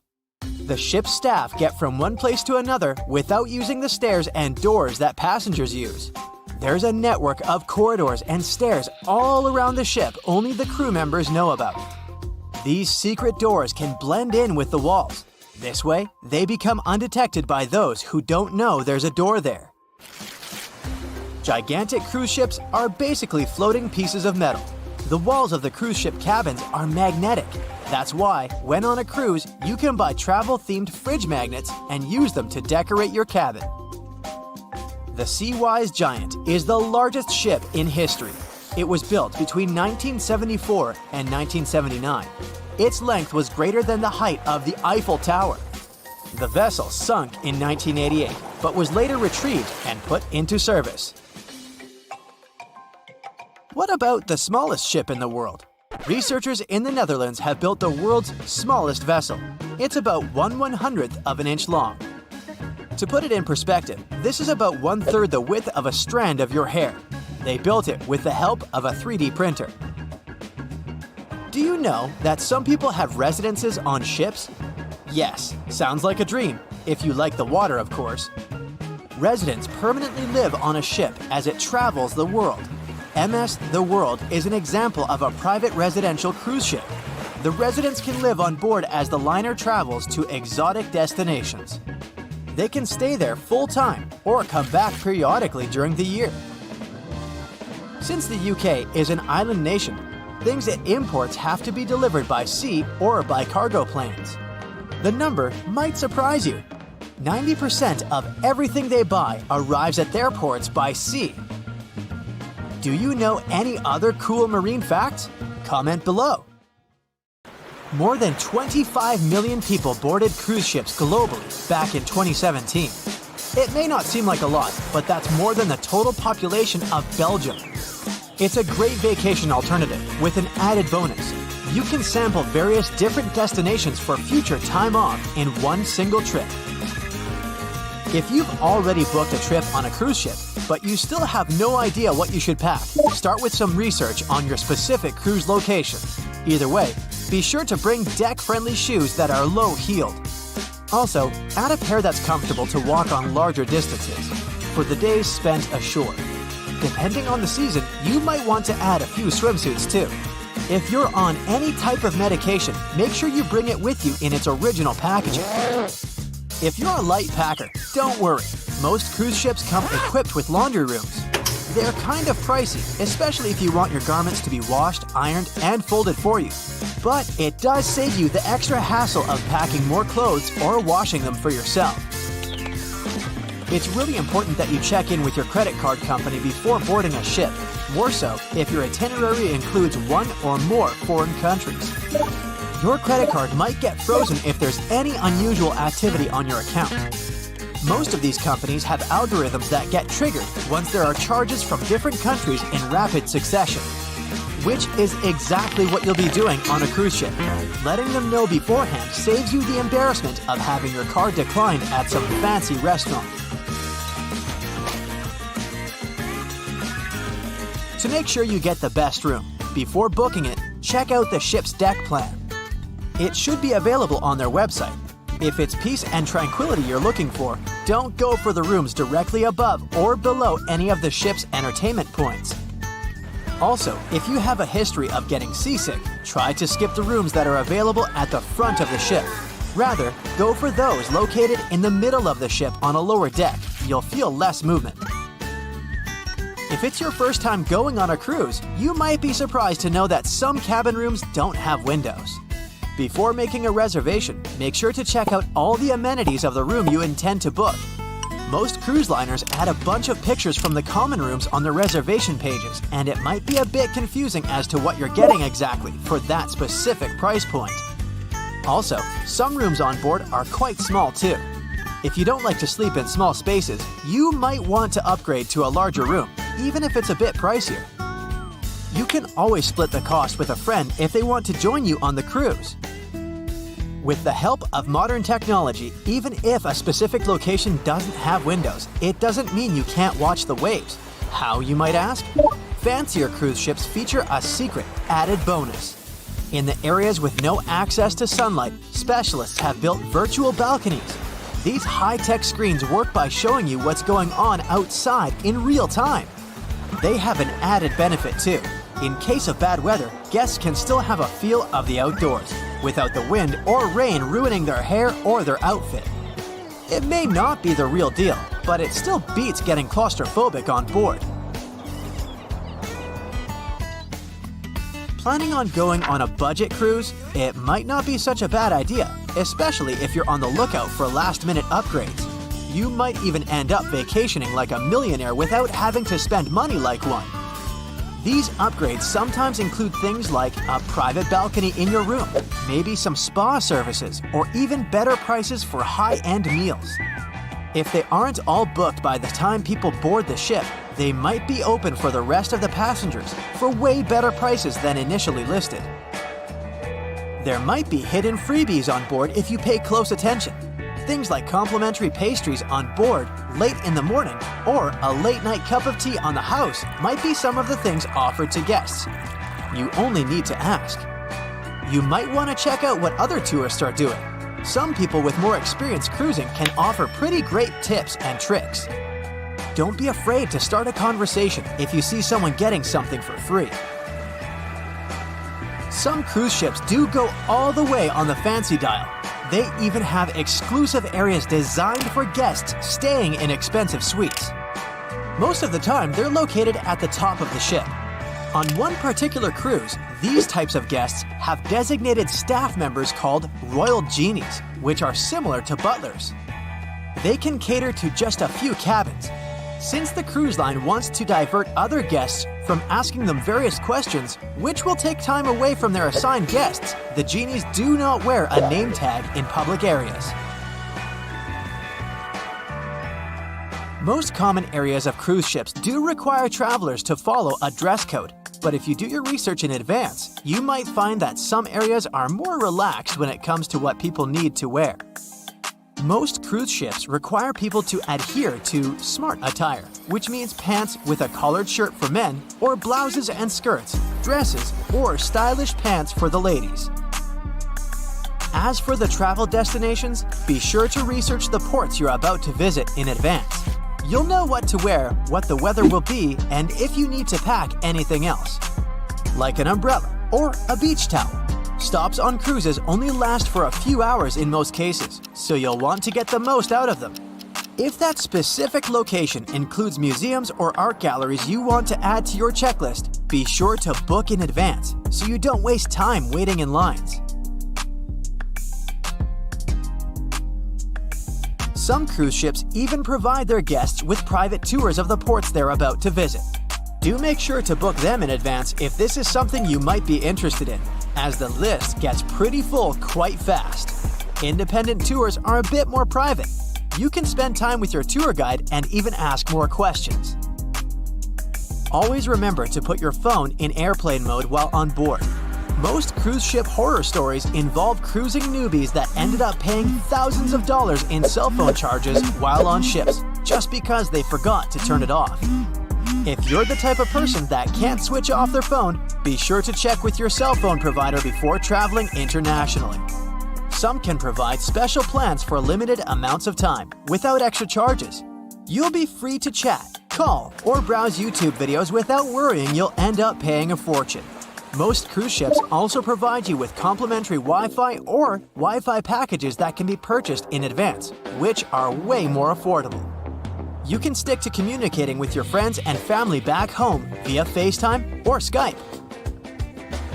People that have heard about the Titanic tragedy will always wonder what might happen if something goes wrong while on board. Let's take lifeboats, for instance. The Titanic had a mere 20 lifeboats on board, which were tragically not enough to fit all the passengers after the ship hit the iceberg. Some fancy cruise ships these days have an even lower number of lifeboats, anywhere from 15 to 18. Sounds strange? Well, not really, given the fact that each lifeboat can accommodate up to 370 people. Even the largest ships, which have an estimated capacity of 8,000 people if fully booked, including tourists and staff, are safe in case of an emergency.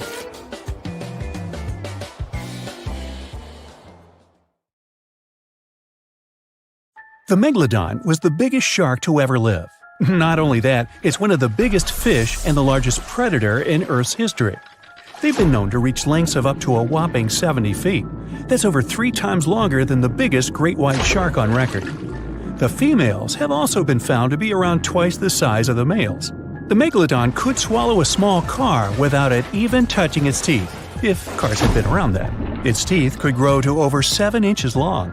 It looks like we're going to need a bigger boat, and best make it steel-plated, as this shark can easily gnaw its way through ships. The underwater terror could bite a ship clean in half, with the highest bite force ever calculated for any animal, living or extinct. The force of its ferocious bite was up to 40,000 pounds. That's around 108,000 times the strength of a human's and 10 times the force of a modern crocodile's bite. Its chomp is so strong that it makes the T-Rex's bite look about as powerful as my granny's after she's taken her dentures out. In fact, the Meg was so big and powerful that it had no natural predators. It was the uncrowned king of the seas, swimming freely from ocean to ocean. This cosmopolitan creature was found all over the world, from America to Europe and Australia to Japan, assuming there were countries back then. Meg fossils have been found on every continent except Antarctica. Everybody skips Antarctica. Science tells us that the megalodon went extinct over 3.6 million years ago. But could they still be alive at the deepest depths of the ocean? Only around 80% of the ocean has been explored, and its deepest point, the Mariana Trench, is over 7 miles down. So who knows what's lurking at the bottom? If you did manage to make it down, it is unlikely that you'll run into a Meg, though. The sharks, like us, preferred warmer coastal waters. Deep ocean living would be too cold for the beasts, and food would be scarce. Their entire bodies would also have to evolve to avoid being squished by the enormous water pressure down there. It's unlikely they're still around, but not impossible. Some good news, if you do run into one, is that the shark is pretty unlikely to eat you. You are way too small a meal for the megalodon, even if you have a couple of friends with you. This guy eats whales that are over 50 feet long. If you're having a beach party, though, it's a different story. In a beach full of swimmers, the shark very well might creep up, scooping several humans into its giant mouth without even chewing. But wait, let's rewind. How does the shark take down a 50-foot whale? It first bites off its fins, making the whale unable to swim away. It then casually munches it down piece by piece. Because of their size, sharks had to consume over a ton of food every single day just to sustain themselves, like me. All that food made the megalodon extremely heavy. They range from anywhere between 50 to over 100 tons. For context, that's around the same as 7 to 16 adult male African elephants. To fit all this food in, their jaws had to open pretty wide. A megalodon's jaw could span 9 by 11 feet wide. That's easily big enough to swallow 2 adult humans side by side. The fearsome name megalodon comes from 2 Greek words, mega meaning big and odont meaning tooth. So combined, they mean what? Big tooth. And it certainly lives up to its name. Just one of its chompers is the same size as a human head. It had 276 humongous teeth in total across 5 terrifying rows.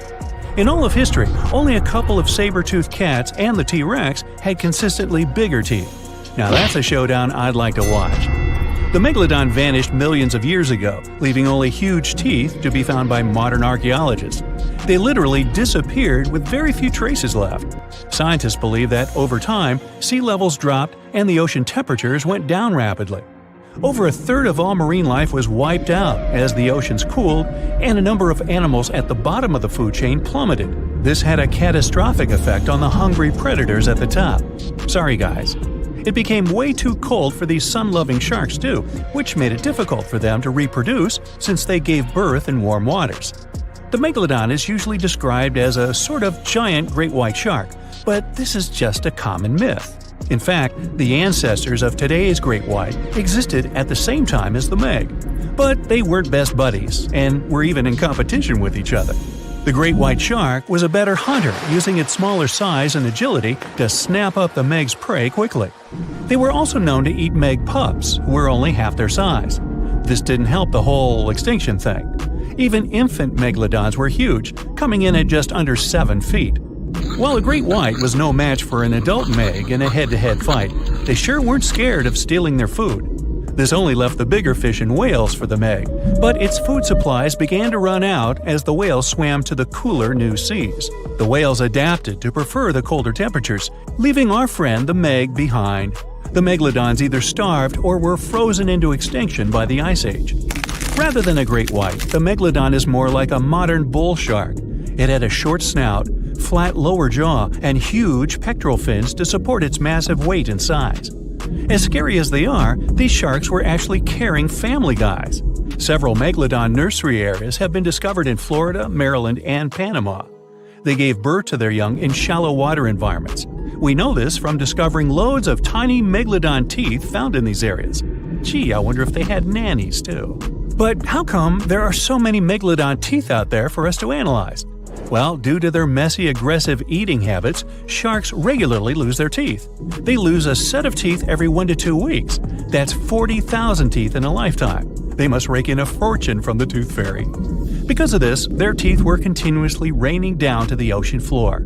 Luckily for us, they're also the hardest part of a shark's skeleton, which is why so many teeth have survived and become fossilized. It's fair to say that the first discoveries of the meg's teeth confused people.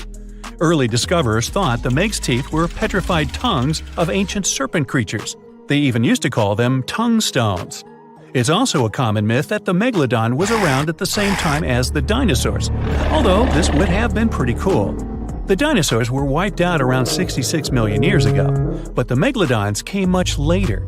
The oldest meg fossil is only around 23 million years old, but it's tricky to pinpoint the exact date. After all, calendars weren't invented yet. They became extinct way before humans even evolved. The earliest Homo sapiens, which is a fancy name for the first humans, emerged about 2.5 million years ago. But what if the megalodon shark didn't go extinct? Whale populations have dropped drastically since these guys were last around, so there'd be way fewer whales for them to chomp down on. Whales have also gotten a lot smarter and learned new defensive moves, making them way harder to take down. It's estimated that they ate around 12 tons of food each day. If they were still around and eating that much, they'd be forced to eat smaller fish, and there'd be barely enough big fish for us humans to survive on. The naughty megalodons would also be able to track fishing boats and steal the fish that they worked hard to collect. It's safe to say we'd see a lot less fish in the aisles of your neighborhood supermarket. As our ocean temperatures are heating up again, the sharks would also thrive and reproduce faster than ever. There'd be more and more of these giant eating machines in the water, reducing our fish supply even more. It would also cause massive problems for cargo ships and cruising vessels. Imagine coming into contact with one of these bad boys while you're sunbathing on the deck. Even beachgoers would be hard hit. Megalodons give birth in shallow waters, so many of our favorite beaches would quickly become dangerous shark nursing grounds. Hey, where did that beach volleyball game go? They were playing just a moment ago.